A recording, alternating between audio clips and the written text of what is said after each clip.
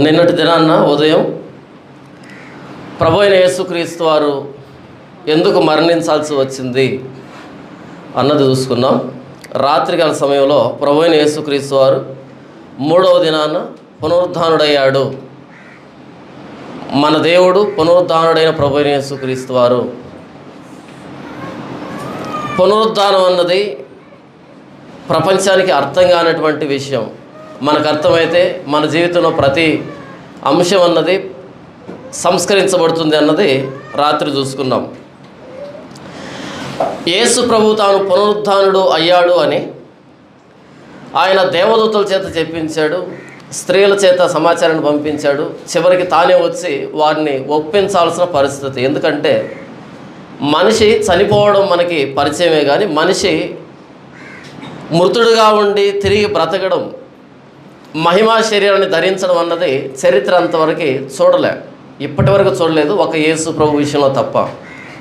అందుకనే resurrection is the Christian idea అని గూగుల్లో ఉంది. యేసు ప్రభు ఒక్కడే పునరుద్ధానుడైనటువంటి వ్యక్తి, నిరూపించిన వ్యక్తి. కథలు ఉన్నాయి ప్రపంచం నిండా, కాదనలే. కానీ నిజంగా పునరుద్ధానం చెందిన వ్యక్తి ప్రభు అయిన యేసుక్రీస్తు వారు. అలా యేసు ప్రభు పునరుద్ధానుడైన తర్వాత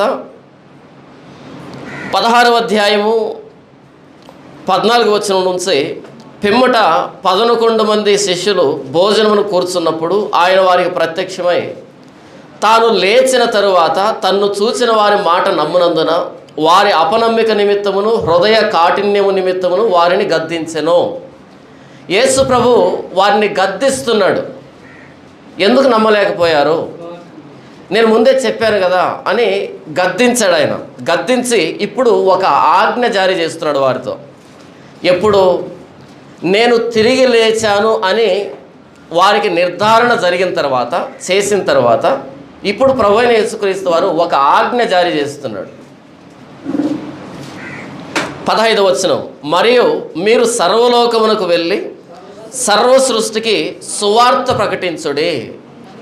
మరియు మీరు సర్వలోకానికి వెళ్ళి సర్వ సృష్టికి సువార్తను ప్రకటించండి. సువార్త అంటే ఏంటి? యేసు ప్రభు గురించి 4 మంచి మాటలు చెప్పడం సువార్తన? బైబిల్ తెరిచి ఏమైనా కొన్ని విషయాలు వివరించడం సువార్తన? ఏంటి సువార్త అంటే? అంటే అపోస్తలులు దేన్ని నమ్మడానికి ఇబ్బంది పడ్డారో దానిని సువార్త అంటారు. రాత్రికాల సమయంలో మనం చూసాం, పునరుద్ధానం అనే దాన్ని నమ్మడానికి శిష్యులు ఎంత ఇబ్బంది పడ్డారో చూపించాను నేను మీకు. శిష్యులే నమ్మడానికి అంత ఇబ్బంది పడితే మిగిలిన ప్రపంచం నమ్మడానికి ఇంకెంత ఇబ్బంది పడాలి? యేసు ప్రభుని సిలువెక్కించినప్పుడు ఆయనతో పాటు ఎవరున్నారు? అందరూ పారిపోయారు కదా, ఎవరు లేరు అక్కడ. అంత భయానకమైనటువంటి సంఘటన అది. ఒక యోహాను ఉన్నాడు, కొంతమంది స్త్రీలు ఉన్నారు, మిగిలిన శిష్యులు పారిపోయారు, లేరు అక్కడ. చివరికి అపోస్తలుల్లో అగ్రగణ్యుడైనటువంటి అపోస్తలుడైన పేతురు యేసు ప్రభు ఎవరో నాకు తెలియదని 3 సార్లు అబద్ధం చెప్పాడు. సిలువ భయంకరమైంది, పునరుద్ధానం నమ్మలేనిది, నమ్మడానికి సాధ్యం కానిది. ఇప్పుడు యేసు ప్రభు అంటున్నాడు, నేను పునరుద్ధానుడయ్యాను అని నిరూపించిన తర్వాత యేసు ప్రభు అంటున్నాడు, సిలువెక్కిన యేసు ప్రభు, సమాధిని గెలిచిన యేసు ప్రభు అంటున్నాడు, మీరు సర్వలోకానికి వెళ్ళి సర్వ సృష్టికి సువార్తను ప్రకటించండి. అంటే ఏం ప్రకటించాలి? మీరు దేన్నైతే చూసి భయపడ్డారో, మీరు ఏదైతే చూసి నమ్మలేకపోయారో దానిని ప్రకటించండి. ఎక్కడ ప్రకటించాలి?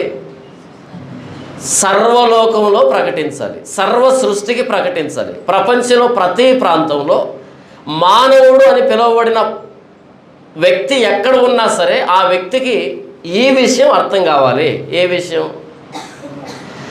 నేను ప్రతి మానవుడి పాపం కోసం ప్రాణం పెట్టాను, శిక్షను అనుభవించాను, రక్తం కార్చాను, వారి పాపాన్ని అంతటిని పరిహరించాను, వారి ఉగ్రతని నేను భరించాను, వారి మరణాన్ని నేను రుచించాను, నేను తిరిగి లేచాను, పునరుద్ధానుడయ్యాను. నన్ను నమ్మితే, నా దగ్గరికి వస్తే వారి పాపాలు క్షమించబడతాయి. నేను ఎలాగైతే మృత్యుంజయుడిగా సమాధిని గెలిచానో, మరణాన్ని గెలిచానో, నా యందు విశ్వాసం ఉంచిన వాళ్ళు కూడా ఇలాగే మరణించిన తర్వాత పునరుద్ధానులు అవుతారు, నరకానికి వెళ్ళరు, శిక్షను తప్పించుకుంటారు అని ప్రతి మానవుడికి అర్థమయ్యేంత వరకు చెప్పండి.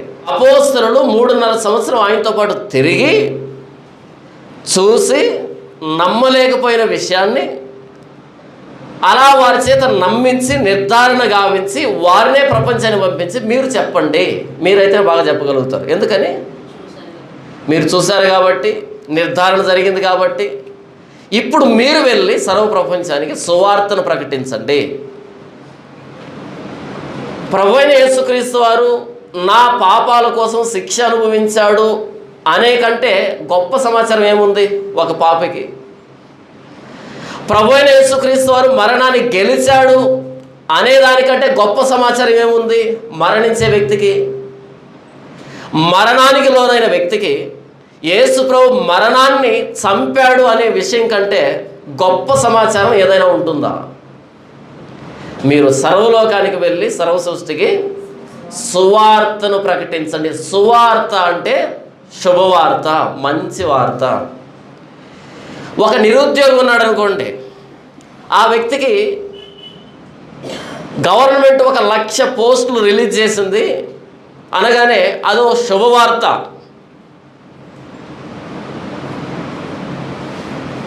ఒక రైతుకి వచ్చే నెలలో మంచి వర్షాలు ఉన్నాయంటే అదో శుభవార్త. కరోనా వచ్చి చివరి దశలో కొట్టిమిట్టాడుతున్న వ్యక్తికి కరోనాకి మందు వచ్చిందంటే శుభవార్త. పాపం చేసి పాపంలో మలినమైపోయి నేను ఇలాగే చస్తే నరకానికి వెళ్తాను, నా పాపాల నుంచి నన్ను ఎవడు విడిపిస్తాడు అని మూలుగుతున్నటువంటి వ్యక్తికి ప్రభువైన యేసుక్రీస్తు వారు నీ పాపాల కోసం శిక్ష అనుభవించాడు అనేది శుభవార్త. పాపంలో కొనసాగే వాళ్ళకి యేసు ప్రభు శిలువ సువార్త కాదు, శుభవార్త కాదు. పాపం నుంచి బయటికి రావాలి అనుకునే వ్యక్తికి ప్రభువైన యేసుక్రీస్తు వారి శిలువ శుభవార్త.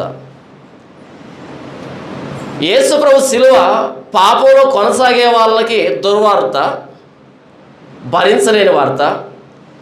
పాపం నుంచి బయటికి రావాలి, పాపం నుంచి క్షమాపణ కావాలి అనుకునే వాడికి శుభవార్త.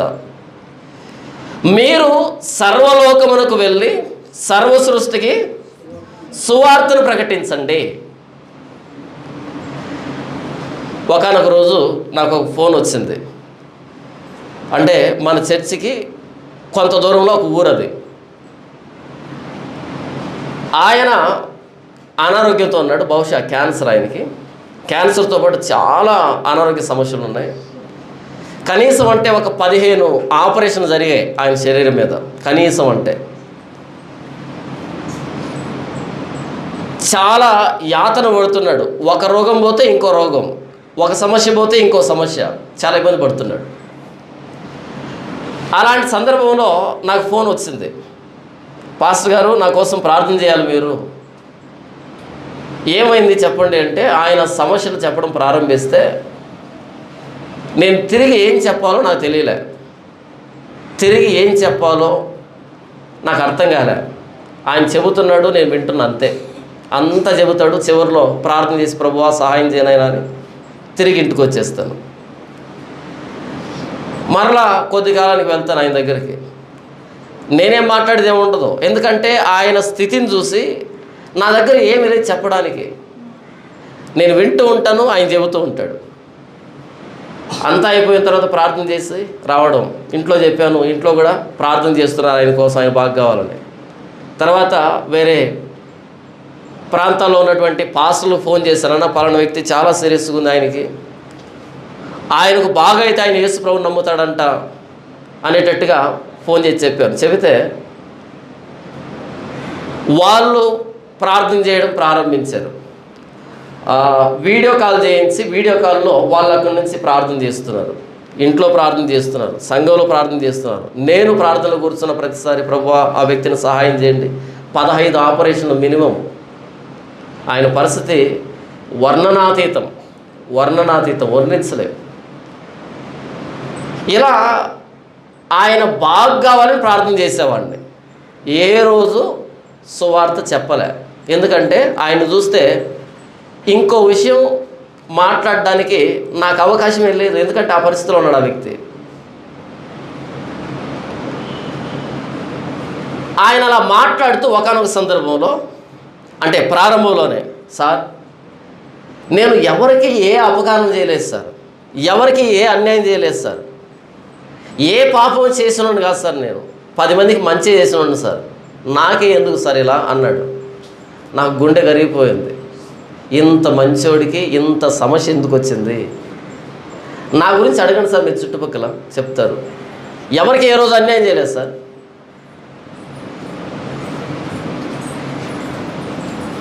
ఎప్పుడైతే ఆయన ఆ మాట అన్నాడో, ఇంత మంచోడికి ఈ సమస్య ఏంటని ఆయన కోసం ప్రార్థన చేయడం ప్రారంభించాను. కొన్ని సంవత్సరాలు గడిచాయి. ఒకానొక రోజు ఆయన ఇంటి ఎదురుగా షామియానా వేస్తున్నారు. అలా బస్సులో పోతూ చూశాను. ఈ ఇంటి ఎదురుగా షామియానా ఉందేంటి, ఏదో అయింది. తర్వాత రిటర్న్లో అక్కడ ఆగితే మొత్తం కార్యక్రమాలు చేస్తున్నారు. ఆ వ్యక్తి చనిపోయాడు, పాడి మీద ఉన్నాడు. అలా పాడి వెంబడి కాసేపు వెళ్ళాను. ఓ చోట పాతి పెట్టారు. ఒక 4 రోజుల తర్వాత అదే ప్రాంతానికి వచ్చాను. ఆయన ఉన్నటువంటి ఆ ఊరికి వచ్చి అక్కడ కూర్చొని ఉన్నాను వేరే పని మీద. ఈలోపు ఒక ఆవిడ ఉంది, ఆ ఊరికి సంబంధించిన ఆవిడ. ఆవిడతో మాటలు కలిపి మాట్లాడుతున్నాం, పరిచయం. మాట్లాడుతూ ఉండి, అక్క పలానా వ్యక్తి చాలా ఇబ్బంది పడ్డాడు కదా, చాలా అనుభవించాడు కదా, బాగుపడింటే బాగుండక్క, ఎందుకో దేవుడు ఆ వ్యక్తిని తీసుకుని వెళ్ళాడు అన్న. తను యేసుప్రభువుని నమ్ముకోలే, చనిపోయిన వ్యక్తి కూడా యేసుప్రభువుని నమ్ముకోలే. బాగా అయితే యేసుప్రభువుని నమ్ముతానని చెప్పాడు. కనుక బాగా కావాలని నేను ప్రార్థన చేశాను, ప్రార్థన చేయించాను. ఆ వ్యక్తి బాగా కావాలన్నదే నా గురంతా. అప్పుడు ఈవిడ ఒక మాట ఉంది, ఎందుకు బాగవుతుంది సార్, ఎంతమంది జీవితాలను నాశనం చేశారు తెలుసా సార్ ఆ వ్యక్తి. ఏంటక్క ఆ వ్యక్తి? అవును సార్, మనసులో పడినప్పటి నుంచి అలా ఉన్నాడు, కానీ అంతకుముందు సార్ వాడు తిరిగిన తిరుగుడు మామూలుగా సార్, ఎంతమంది జీవితాలు చెరిచాడో తెలుసా సార్. పుట్టుక నాగార్జున పుట్టుక సార్. నాకు ఎలా కనిపించేవాడంటే మొత్తం ఎండిపోయి ఎముకల బొమ్మలాగా ఉండేవాడు. ఏంటక్క ఆ వ్యక్తి అందగాడా సార్? మీరు నమ్మరు కానీ నాగార్జున అంటుండేవాడు సార్.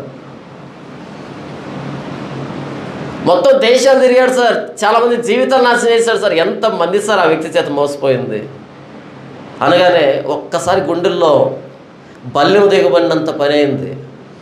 అరే, ఇంత పాపిని ప్రతిసారి వెళ్ళి కూర్చొని మాట్లాడి ఒక్కరోజు కూడా సువార్త చెప్పలేకపోయానే. అంటే నేను ఎక్కడ ఆగానంటే ఆ వ్యక్తి భౌతికమైన సమస్య దగ్గర ఆగిపోయాను అంతే, అంతకుమించి పోలేకపోయాను. ఆ వ్యక్తి రోగాలు, ఆపరేషన్లు, ఖర్చులు, సమస్యలు, నా హ్యుమానిటీ అన్నది అక్కడ ఆగిపోయింది అంతే. ఆ మాట చెప్పినప్పుడు చాలా బాధ అనిపించింది. అరే, మొత్తం ప్రపంచాన్ని సువార్త చెప్తున్నా, అలాంటి నన్ను ఆ వ్యక్తి ఇంటికి పిలిపించాడు. నేను ఆ వ్యక్తి పక్క నుండి ఇన్ని రోజులు ఆ వ్యక్తితో మాట్లాడి కనీసం యేసు ప్రభు గురించి ఒక్కరోజు కూడా మాట్లాడలేకపోయానే. ఆ వ్యక్తి ఏమైనా కండిషన్ పెట్టా అంటే, సార్ నాకు బాగా అయితే యేసు ప్రభు దగ్గరికి వస్తా అన్నాడు. ఆ వ్యక్తే కుటుంబం అంతా అయిపోయింది సార్, మా భర్త బాగైతే, మా కొడుకు బాగైతే, మా నాన్న బాగైతే మేమంతా చర్చికి వస్తాం సార్, అంతా యేసు ప్రభు నమ్ముతాం సార్, మొత్తం అన్నీ పడేసి అన్నారు. ఇక ఒకటే గురిగా పెట్టుకున్నా, ప్రభువా బాగు చేయి, ప్రభువా బాగు చేయని. ఏ రోజు కూడా సువార్త చెప్పలే. ఏ పరిస్థితిలో ఉన్నా సువార్త చెప్తాను నేను. ప్రభు అయిన యేసుక్రీస్తు వారిని గురించినటువంటి మరణ, సమాధి, పునరుద్ధానాల గురించి, పాపాల గురించి చెబుతాను. కానీ నేను మోసపోయాను మొట్టమొదటిసారి. ఆ వ్యక్తి చెప్పే కష్టాలకి కరిగిపోయి నా మానవత్వం అడ్డొచ్చి, ముందు రోగం పోతే కదా తర్వాత యేసుప్రభు గురించి చెప్పేది, ఈ రోగంలో ఈ వ్యక్తికి ఇది అవసరమా అనేటట్టుగా అనుకొని ఎంతసేపు బాగా కావాలి, బాగా కావాలి, బాగా కావాలి, మొత్తం అంతా ఇదే ప్రార్థన, అందరి చేత ఇదే ప్రార్థన. ఒకనొక రోజు చనిపోయాడు. నా కళ్ళెదురుగానే పాడి ముందు పోతూ ఉంటే వెనకాల నేను నడిచాను అభిమానం కొద్దీ. 4వ రోజు దుర్మార్గుడు సార్. అందుకే సార్ వాడు చద్దామనుకున్నా సరే దేవుడు చంపలేదు సార్, నిలవబెట్టి అనుభవించేటట్టు చేశారు సార్. బాధ అనిపించింది. మీరు సర్వలోకానికి వెళ్ళి సర్వ సృష్టికి సువార్త ప్రకటించండి, ఓదార్చకండి. నేను మొట్టమొదటిసారి తప్పు చేశాను, చెప్పలేకపోయాను సువార్త, బాధ అనిపించింది. ఇలా అప్పుల్లో ఉన్న వాళ్ళ దగ్గరికి వెళ్ళి కరిగిపోతాము, ఇలా రోగాల్లో ఉన్న వారి దగ్గరికి వెళ్ళి కరిగిపోతాము, ఇలా సమస్యల్లో ఉన్న వారి దగ్గరికి వెళ్ళి కరిగిపోతాం. మన రాజమండ్రి జానివేశ్వరు ఉన్నాడు, ఆయన భార్య ఉందా? మొన్న ఒక ప్రశ్న అడిగారు ఎవరో ఆవిడ్ని, నేను లవ్ చేసి మోసపోయాను, నేనేం చేయాలి ప్రశ్న, ఐఏఎస్ ప్రశ్న, గ్రూప్ 1 ప్రశ్న. నేను ప్రేమించి మోసపోయాను, ఈ బాధ నుంచి ఎలా బయటపడాలి, అది ప్రశ్న. చాలా అవసరం కదా, చాలా అవసరం. ఆ టైటిల్ ఏదో క్యాచీగా ఉంది కాబట్టి అలా నొక్కాను. ఇంతకు ఏం చెప్పింది అని ఓపెన్ చేస్తే, ఒక వ్యక్తి నిన్ను మోసం చేసి బయటికి వెళ్ళాడంటే ఆ వ్యక్తి నీకు సరైనోడు కాదు కాబట్టే బయటికి వెళ్ళాడు. ఆహా, ఏమి సమాధానం కదా. ఒక వ్యక్తి నీ జీవితంలోంచి బయటికి వెళ్ళాడంటే నీకు సరైన మ్యాచ్ కాదు కాబట్టే బయటికి వెళ్ళాడు, కాబట్టి బాధపడొద్దు, ఇంకో మంచి మ్యాచ్ వస్తుంది. సిగ్గులే కొంచెం కూడా మాట చెప్పడానికి. ఎవడో నిన్ను మోసం చేశాడని ఏడుస్తున్నావు కదా, సిలువ మీద ప్రాణం పెట్టడం ద్వారా నిన్ను పెళ్లి చేసుకున్నాడు ఆయన వదిలిపెట్టి ఇంకొకరితో తిరగడానికి సిగ్గు లేదా అని చెప్పాలి. ఇది సమాధానం. అర్థం కాలే? సిలువ మీద ప్రాణం పెట్టడం ద్వారా ఆ రక్త నిబంధనతో నిన్ను పెళ్లి చేసుకున్నాడు ఆయన. ఆ భర్తను వదిలిపెట్టి ఇంకొకరితో తిరిగి మరలా సిగ్గు లేకుండా ప్రశ్న అడుగుతావా? పశ్చాత్తాపడు, మారు మనసు పొందు, పశ్చాత్తాపడు, ఏడు, క్షమించమని అని కదా చెప్పాలి. అవును, నేను బ్యాప్టిజం తీసుకున్నానంటే నా ప్రభు అయిన యేసుక్రీస్తు అని పెళ్లి చేసుకున్నాను. ఇంకో లవర్ దేనికి నాకు? నీకు అమ్మా నాన్న లేరు, పెళ్లి చేయరు? పెళ్లి చేయరా? లోతు కుమార్తెలు. ఇక మనతో పోవడానికి ఈ దేశంలో పురుషుడే లేడు. ఏం చేద్దాం మరి? ఇప్పుడు నాన్నకు తాపిద్దాం. ఎగ్జాక్ట్గా అదే కదా ఇది కూడా. అమ్మ నాన్న ఉన్నారు కదా, నీకుంటా సంబంధం చేస్తారు కదా, పెళ్ళి చేస్తారు కదా, అంతవరకు పరిశుద్ధంగా బ్రతకాలి కదా. అలా కాదంట, ఎవరినో ప్రేమించిందంట, బ్రేకప్ అయిందంట. కాబట్టి ఇప్పుడు ఆ బాధలో నుంచి ఎలా బయటికి రావాలి? ఎందుకు రావాలి బయటికి? ఆ బాధ అలా ఉండాలి. అలా ఉంటేనే కదా తెలిసేది ఎంత ద్రోహం చేశారు నా దేవుడికని. ఈవిడ చెప్తుంది, ఆ వ్యక్తి బయటికి వెళ్ళాడు అంటే నీకు సరైన మ్యాచ్ కాదు. ఇదే చెప్పాల్సింది, ఇదే ఓదార్పు. అసలు ఎందుకు ప్రేమించావు? దాన్ని ప్రేమ అంటారా? క్రైస్తవ కుటుంబంలో పుట్టి ఏంటి వ్యవహారం? పశ్చాత్తాపడు, లేకపోతే దేవుడి ఉగ్రతకు లోనవుతావు అని చెప్పాల్సింది పోగొట్టి వాళ్ళని ఓదారుస్తున్నారు. ఏది? బ్రేకప్ అయినటువంటి లవర్స్ని ఓదారుస్తున్నారు. అలా ఓదార్చకపోతే ఈ బ్యాచ్ అంతా బయటికి వెళ్తుంది.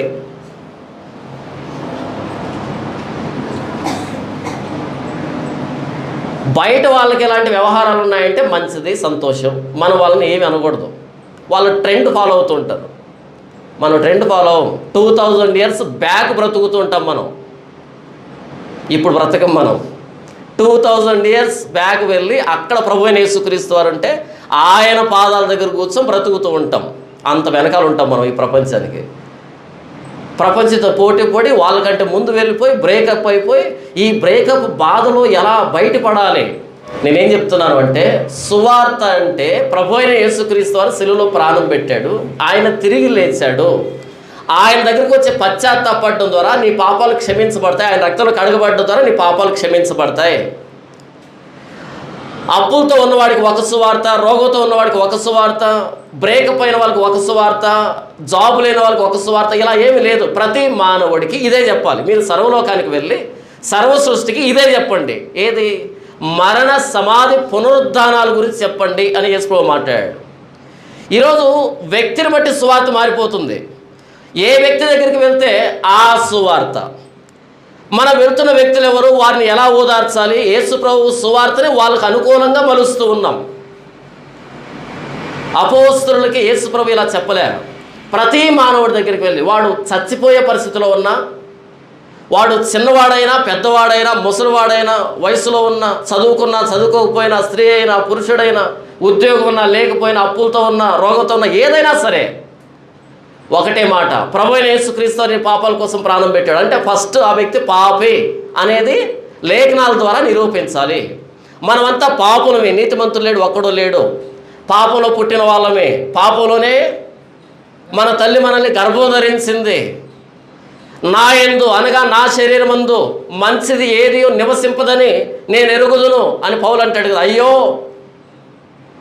ఇలాంటి మరణకరమైన శరీరం నుంచి నన్ను ఎవడు విడిపిస్తాడని పౌలు కేక వేస్తాడు కదా. మనం పాపులమే అని నిర్ధారణ చేసిన తర్వాత, ఇలానే పాపంతో చనిపోతే నరకానికి వెళ్తామని చెప్పిన తర్వాత, ఈ పాప శిక్ష నుంచి మనల్ని విడిపించడానికి ప్రభువైన యేసుక్రీస్తు వారు శిలువలో ప్రాణం పెట్టాడు.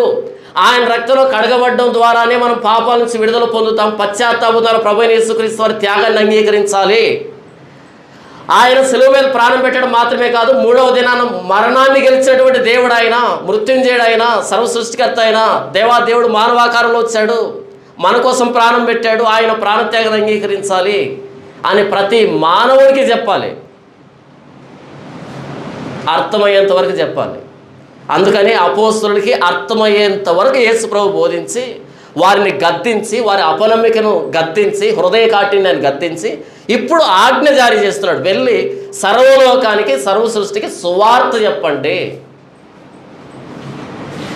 అపోస్తలుడైన పౌలు కొరింథీయులకు రాసిన మొదటి పత్రిక 15వ అధ్యాయం 3వ వచనం, నాకియ్యబడిన ఉపదేశమును మొదట మీకు అప్పగించుతనే, అదేమనగా లేఖనముల ప్రకారము క్రీస్తు మన పాపముల నిమిత్తం మృతి పొందెను, సమాధి చేయబడెను, లేఖనముల ప్రకారం మూడవ దినమున లేపబడెను. నాకియ్యబడిన ఉపదేశం ఏంటంటే, ఎవరిచ్చారు ఆయనకి? ప్రభువైన యేసుక్రీస్తు వారు. గలతీ పత్రికలో ఏ మనుషుల మూలంగా నేను దాన్ని పొందలే, ఏ మనుషుడు దాన్ని నాకు బోధించలే, కేవలం ప్రభువైన యేసుక్రీస్తు వారే నాకు బోధించాడని చెప్తాడు ఆయన. ప్రభువైన యేసుక్రీస్తు వారు ఆయనకి ఇచ్చిన ఉపదేశం ఏంటంటే, లేఖనముల ప్రకారం ప్రభువైన యేసుక్రీస్తు వారు మన పాపముల నిమిత్తం మృతి పొందెను, సమాధి చేయబడెను, లేఖనముల ప్రకారం మూడవ దినమున లేపబడెను.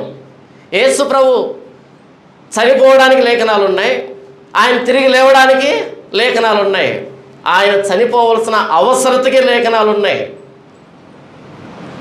యేసు ప్రభు మరణ, సమాధి, పునరుద్ధానాలను గూర్చి చెప్పమని పౌలు చెప్పాడంట. ఆయన కొనసాగిస్తూ 4వ వచనం, లేఖనముల ప్రకారం మూడవ దినమున లేపబడెను, ఆయన కేపాకును తర్వాత 12 గురికిని కనబడెను. అటు పిమ్మట 500కు ఎక్కువైన సహోదరులకు ఒక్క సమయమందే కనబడెను. వీరిలో అనేకులు ఇప్పటి వరకు నిలిచి ఉన్నారు, కొందరు నిద్రించిరి. తరువాత ఆయన యాకోబునకును తర్వాత అపోస్తులకు అందరికీ కనబడెను. ఏమంటున్నాడు పౌలు? యేసుప్రభు మరణ, సమాధి, పునరుద్ధానాల గురించి చెప్పాడు. తర్వాత ఆ పునరుద్ధానాన్ని చూసిన వాళ్ళ లిస్టు చెప్పుకుంటూ వస్తున్నాడు. మేము చూసాము ఆయన్ని, మాకు కనబడ్డాడు ఆయన. చాలామంది అడుగుతూ ఉంటారు దేవుడి గురించి మాట్లాడినప్పుడు, నువ్వు చూసావా దేవుణ్ణి? అప్పుడు మనం ఏమంటాం?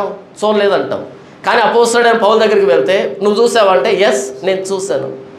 పేతురు దగ్గరికి వెళ్ళి నువ్వు చూసావా? ఎస్ నేను చూశాను. అపోస్తలుల దగ్గరికి వెళ్ళి చూసావంటే చూసే మాట్లాడుతున్నాం. చూసాం, 3.5 సంవత్సరం ఆయనతో పాటు తిరిగాం, ఆయనతో పాటు తిన్నాం, ఆయనతో పాటు ఉన్నాం. 3.5 సంవత్సరాలు ఆయన్ని ముఖాముఖిగా చూసాం. పునరుద్ధానుడైన తర్వాత 40 రోజులు ఆయన్ని ముఖాముఖిగా చూసాము, ఆయనతో మాట్లాడాము. ఇప్పుడు మేము ప్రకటిస్తున్న ఈ బోధంతా ఆయన చెప్పిన బోధే అని పునరుద్ధానం అయిన తర్వాత యేసుప్రభు ఎవరెవరు కనిపించాడనేది లిస్టు వరుసగా చెప్తున్నాడు, ఆ చిట్టా అంతా చెప్తున్నాడు. అంటే ఏంటి సువార్త? యేసుప్రభు ఎందుకు చనిపోయాడు, సమాధి చేయబడ్డాడు, ఆయన ఎలా తిరిగి లేచాడు, దానికి సాక్షులు ఎవరు అనేదాన్ని నిర్ధారణ చేస్తున్నాడు. దీనిని సువార్త అని పిలుస్తారు. ఈరోజు మనం వింటున్నది ఏంటి? ఈ 15వ 3వ వచనంలో చెప్పాడు కదా. ఇప్పుడు 19వ వచనం చూడండి. ఈ జీవిత కాలం మట్టుకే మనము క్రీస్తునందు నిరీక్షించు వారమైన ఎడల మనుషులందరికంటే దౌర్భాగ్యమై ఉందుము. ఎందుకని అపోస్తలుడైన పౌలు నాకు ఇవ్వబడిన ఉపదేశం మొదట మీకు అప్పగించితని, అదేమనగా యేసుప్రభు లేఖనముల ప్రకారం మృతి పొందెను, సమాధి చేయబడెను, లేఖనముల ప్రకారం 3వ దినం లేపబడెను అనే దాన్ని ఎందుకని కొరింథీ సంఘానికి మరలా జ్ఞాపకానికి తెస్తున్నాడు అంటే సువార్తను మర్చిపోయారు. కొరింథీ సంఘమేనా? సంఘమే. సువార్త గుర్తుందా? మర్చిపోయింది. ఒక విషయాన్ని మనం ఎప్పుడు గుర్తు చేస్తాం? మర్చిపోయినప్పుడు. కొరింథీ సంఘమే, కానీ ఏం మర్చిపోయింది? సువార్తను మర్చిపోయింది. సువార్తను మర్చిపోయిన సంఘం కొరింథీ. మా నాన్న అంటూ ఉంటే, ఏదైనా మర్చిపోయి వస్తే నేను నీలాంటోడే యుద్ధానికి వెళ్తూ ఉండి కత్తి మర్చిపోయాడంట అని ఎగతాళి చేసేవాడు. యుద్ధానికి వెళ్తున్నాడంట, యుద్ధానికి వెళ్ళాడు, తీరా చూస్తే వరలో ఏమి లేదంట, కత్తి లేదు. మరి ఏం చేస్తావు అక్కడ? అష్టాచం ఆడతావా? యుద్ధానికి వెళ్తూ కత్తి మర్చిపోయావంటే ఏం చేద్దామని? ఒకవేళ యుద్ధానికి వెళ్ళి కత్తి మర్చిపోయినా ప్రాణం పోతుందేమో, కానీ సంఘం అని చెప్పుకొని సువార్త మర్చిపోయావు, ఏమనాలి నిన్ను? ప్రారంభం నుంచి ఆయన మాట్లాడతాడు చూడండి, అన్ని గొడవలే ఆ సంఘంలో, అన్ని గొడవలే. ఒకరి మీద ఒకరు చెప్పుకుంటూ ఉంటారు, నేను కేపావాడిని, పౌలు వాడిని. అరే మీరు శరీర సంబంధులుగా ఉన్నారు, ఆత్మ సంబంధులుగా లేరు. మొత్తం గొడవలతో ఉన్నటువంటి సంఘం ఇది కొరింథీ సంఘం. ఎందుకు ఇంత అస్తవ్యస్తం గజిబిజి అయిపోయిందంటే అసలు మర్చిపోయింది, సువార్తనే మర్చిపోయింది. మరి ఎందుకు నమ్ముకున్నారు యేసుప్రభుని? సువార్త మర్చిపోయంటే అక్కడ చెప్తున్నాడు, ఈ జీవిత కాలం మట్టుకే. అందుకు యేసుప్రభు నమ్ముకున్నాడు. యేసుప్రభు నమ్ముకున్నప్పటి నుంచి అండి మనశ్శాంతిగా ఉందంట. బైబిల్లో లేదు ఆ మాట. చర్చికి వెళ్తానంట మనశ్శాంతి వస్తుందంట. ఎవరు చెప్పారు నీకు? చర్చికి వస్తే ఉన్న మనశ్శాంతి పోతుంది. అవునా? యేసు ప్రభు ఏమో పాపం చేయొద్దు అంటాడు, మనకేమో పాపం ఇస్తాం. ప్రపంచం నిండా పాపం ఉంది. ఇప్పుడు లోపల ఏముంటుంది? ఫైటింగ్ ఉంటుంది కదా. శరీరం ఆత్మకును, ఆత్మ శరీరముకును విరోధముగా అపేక్షించినవి. ఒకదానికొకటి పడదు కదా. లోకంలో ఉన్నామనుకో కంప్లీట్గా శరీర సంబంధంగా ఉంటాం, మనకు ఆ తేడా తెలియదు. యేసుప్రభులోకి వచ్చామనుకో శరీరానికి ఆత్మకి ఎప్పుడు 24/7 గొడవ. కానీ మనోళ్ళు ఏం చెప్తారో తెలుసా? ప్రభు అయిన యేసుక్రీస్తు వారి విశ్వాసముతో నీకు, నీ కుటుంబానికి రక్షణ, శాంతి, సమాధానం, నెమ్మది. అన్ని బూతులేవి. శాంతి, సమాధానం, నెమ్మది ఎవరు చెప్పారు? ఎక్కడుంది బైబిల్లో? అలా ఒక మాట చూపించండి నాకు. యేసు ప్రభుని నమ్ము, శాంతి సమాధానం నీకు వస్తాయని ఒక మాట చూపించండి బైబిల్లో నాకు. పాపంతో పోరాటం కదా యేసుప్రభు నమ్మడం అంటే, లోకంతో పోరాటం కదా యేసుప్రభు నమ్మడం అంటే. మనం పోరాడున్నది శరీరంతో కాదు కానీ దయ్యాల గుంపుతో అన్నాడు. దయ్యాల గుంపుతో పోరాటం చేసేవాడికి సమాధానం ఉంటుందా? శాంతి ఉంటుందా? మన శరీర సంబంధమైన వాంఛలతో పోరాటం చేసేవాడికి సమాధానం ఉంటుందా? లోకంతో పోరాటం చేసేవాడికి సమాధానం ఉంటుందా? శాంతి ఉంటుందా? ఈరోజు పిలుస్తున్నారు, యేసుప్రభు నమ్ముకుంటానంట సమాధానం వస్తుందంట, శాంతి వస్తుందంట, నెమ్మది వస్తుందంట. ఎవరికి? నీకు వచ్చిందా? యేసుప్రభు చెప్పమన్న సువార్త ఏంటి? ఈరోజు చెబుతున్న సువార్త ఏంటి? యేసుప్రభు నమ్ముకుంటేనంట ఏంటేంటో వరాలు కురిపిస్తున్నారు. అయితే అపోస్తలుడైన పౌలు ఈ జీవితకాలం మట్టుకే మనము క్రీస్తునందు నిరీక్షించు వారమైన ఎడల మనుషులు అందరికంటే దౌర్భాగ్యులమే. దౌర్భాగ్యం, క్రైస్తవేం కాదు, అది దౌర్భాగ్యం. యేసుప్రభుని ఎందుకు నమ్మాలి అంటే రాబోతున్న జీవితం కోసం నమ్మాలి. మనం బాప్తిజం తొట్టిలో దిగాం కదా, బాప్తిజం తీసుకున్నాం కదా. దేనికోసం మనం బాప్తిజం తీసుకున్నాం? మీరు పైనుండి పుట్టిన వారైతే. నీకోదేమో అనే వ్యక్తి యేసుప్రభు దగ్గరికి వచ్చాడు. అప్పుడు యేసుప్రభు చెప్పిన మాట, ఒకడు క్రొత్తగా జన్మించితేనే కానీ అతడు దేవుని రాజ్యంలో చూడలేడని నిశ్చయముగా నీతో చెప్పుచున్నాను అన్నాడు కదా. ఒకడు క్రొత్తగా అన్న దగ్గర నంబర్ పెట్టి కింద ఒకడు పైనుండి జన్మించితేనే కానీ అని అన్నాడు. ఒకప్పుడు మనమంతా తల్లిదండ్రులు పుట్టాం కదా, భూ సంబంధంగా పుట్టాం. అన్నీ తల్లిదండ్రుల బుద్ధులే వచ్చుంటాయి, అవునా? కానీ యేసుప్రభు అన్నాడు ఒకడు క్రొత్తగా జన్మించితేనే కానీ అన్న దగ్గర ఒకడు పైనుండి పుడితేనే కానీ. అంటే బ్యాప్టిజం అంటే పైనుండి పుట్టడం. పైన ఎవరున్నారు? దేవుడు ఉన్నాడు. మొదటి యోహాను పత్రికలో ఆయన బీజం మీలో నిలుస్తున్నది కనుక మీరు పాపం చేయలేరు, చేయజాలరు అంటున్నాడు ఆయన. పాపం చేయరు, చేయలేరు, చేయజాలరు. ఎందుకంటే ఆయన బీజం మీలో ఉంది. పరిశుద్ధాత్మీయుడు లోపల ఉంటే పాపాన్ని ఎలా మనం ఆనందించగలుగుతాం, పాపాన్ని ఎలా చేయగలుగుతాం? పరిశుద్ధాత్మీయుడు అంటే ఎవరైనా ఏం చేస్తాడు? ఆయన వచ్చి పాపమును గూర్చి, నీతిని గూర్చి, తీర్పును గూర్చి మిమ్మును ఒప్పుకొనజేయను. మనము దేవుని పిల్లలమని మనతో సాక్ష్యం ఇస్తాడు ఆయన. అయితే ఆత్మఫలములు ఏమనగా ప్రేమ, సంతోషం, సమాధానం, వీటిలో ఎక్కడ కూడా దొంగతనం, వ్యభిచారం, మోసం లేదు కదా. పైన శరీర సంబంధమైన కార్యాల్లో ఉన్నాయి. ఆయన బీజం మనలో నిలుచున్నది కనుక మనం పాపం చేయము, చేయజాలం అన్నాడు. బాప్తిజం అంటే పైనుంచి పుట్టడం, దేవునికి పుట్టడం. మనలో దేవుని బీజం ఉంది, నాలో మా నాన్న బీజం ఉంది కాబట్టి మా నాన్న ఎలా ప్రవర్తిస్తాడు నేను అలా ప్రవర్తిస్తాను. మా అమ్మ బీజం ఉంది కాబట్టి మా అమ్మ ఎలా ఉంటుందో, ఎలా ప్రవర్తిస్తుందో నేను అలా ప్రవర్తిస్తాను. వాళ్ళ పోలికలు వస్తాయి, నాకు వచ్చే. మరి దేవుని బీజం మనలో ఉన్నప్పుడు దేవుని పోలికలు కదా వస్తాయి. బాప్టిజం అంటే పైనుండి పుట్టడం. అయితే మరి ఈరోజు సువార్తను అంగీకరించి పైనుంచి పుట్టింది వాస్తవం అయితే ఈ జీవితకాలం మట్టుకే ఎందుకు బ్రతుకుతున్నాము? ఏదో ఒకరోజు ఈ జీవితం అయిపోతుంది, నా ప్రభువైన యేసుక్రీస్తు వారి దగ్గరికి వెళ్ళాలి, పరిశుద్ధంగా ఆయన ఎదుర్కోవాలి, పరిశుద్ధత లేకుండా ఎవడు ప్రభువును చూడ్డు, నేను పాపాత్ముని అని కదా యేసుప్రభువును నమ్ముకున్నాము. అయితే కొరింథీ సంఘం అంట ఈ జీవితకాలం మట్టుకే మనము క్రీస్తునందు నిరీక్షించిన ఎడలా అని మాట్లాడుతున్నాడు. అంటే కొరింథీ సంఘం ఎంతసేపు భౌతిక సంబంధమైన అవసరాల కోసమే యేసుప్రభువును నమ్ముకుందన్నమాట.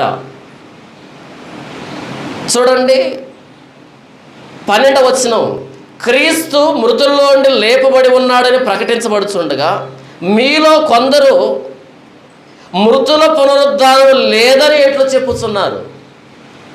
యేసుప్రభు పునరుద్ధానం చెందలేదంట, పునరుద్ధానం అనేది లేదంట, పునరుద్ధానం అనేది ఏదో కల్పించబడిన సిద్ధాంతం అంట అని ఎవరు చెప్తున్నారు? మేము మృతుల పునరుద్ధానం గురించి బోధిస్తూ ఉంటే పునరుద్ధానం లేదని మీలో కొందరు ఎట్లా చెప్పుతున్నారు. సంఘమేనా ఇది?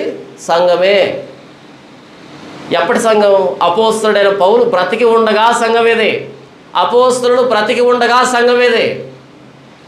అపోస్తలులు చనిపోయి నేటికి 2000 సంవత్సరాలు అవుతుంది దాదాపు.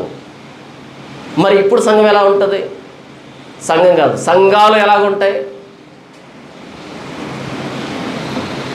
యేసుప్రభు పునరుద్ధానం కానీ ఆయన కోసం ప్రాణం పెట్టాడు కానీ ప్రతి విషయంలో జ్ఞాపకానికి తెచ్చుకుంటున్న వాళ్ళు ఎవరు? ఈ జీవితకాలం మట్టుకే యేసుప్రభు నమ్ముతున్నామంటే నమ్మని వారి కంటే దౌర్భాగ్యులమే. వాళ్ళు నమ్మలేదు కాబట్టి దౌర్భాగ్య పనులు చేస్తున్నాం. మనం నమ్మి కూడా ఏది నమ్మాలో దాన్ని కాకుండా దేన్ని నమ్మకూడదో దాన్ని నమ్మాం. మీకు ఎవరైనా అరటిపండు ఇచ్చారనుకోండి, దేన్ని పడేస్తారు, దేన్ని తింటారు? తొక్కను పడేసి గుజ్జును తింటారు, అంతేనా? గుజ్జును పడేసి తొక్కను తిన్నారనుకో, మిమ్మల్ని ఏమనాలి? గేదె అనాలి. గేదె రెండింటిని తింటుంది కదా, అంటే గేదె కంటే తక్కువ కేటగిరీ అనమాట. గేదె గుజ్జును పడేదు, రెండింటిని కలిపి తింటుంది కదా. కానీ గుజ్జును పడేసి తొక్కను తింటున్నాం అంటే గేదె కంటే తక్కువ వస్తాయి జంతువు ఏదైనా అంటే దాన్ని వెతకాలి మనం. అది బైబుల్ దేన్ని నమ్మమని మనకి ఆ వార్తను పంపించింది. మనం దేన్ని తీసుకొని దేన్ని వదిలిపెడుతున్నాం? యేసు ప్రభుని భూ సంబంధమైన అవసరాలకు ముడిపెట్టాము అంటే అసలు దాన్ని పక్కన పడేసామనే కదా అర్థం. ఆయన మరణ, సమాధి, పునరుద్ధానాలు పక్కన పడేసి భూ సంబంధమైన వాటి కోసం యేసు ప్రభుని నమ్మామంటే గుజ్జును పడేసాం, తొక్కను తింటున్నాం. అపోస్తలుడైన పౌలు రోమీయులకు పత్రిక వ్రాస్తూ 1వ అధ్యాయం 16వ వచనంలో సువార్తను గూర్చి నేను సిగ్గుపడువాడను కాను, ఏలైనగా నమ్ము ప్రతివానికి, మొదటి యూదునికి గ్రీసు దేశస్థునికి కూడా రక్షణ కలుగుచేయుటకు అది దేవుని శక్తి అయి ఉన్నది. నేను సువార్తను గురించి సిగ్గుపడువాడను కాను అంటున్నాడు అంటే సిగ్గుపడేటట్టుగా ఉంది సువార్త అని అర్థం కదా. అంటే సువార్త చెబితే అవమానిస్తున్నారు అని అర్థం కదా. సువార్త చెబితే ప్రపంచం మనల్ని ఏం చేస్తుంది? హేళన చేస్తుంది, ఎగతాళి చేస్తుంది. వీళ్ళకి బ్రతకడం చేత కాదండి. ఎప్పుడు నేను పాపిన బ్రతుకుతూ ఉంటారు. ఎంజాయ్ ఉండదు, ఒక సినిమా ఉండదు, షికారు ఉండదు, అలా సరదాగా తిరగడం అంటూ ఏముండదు.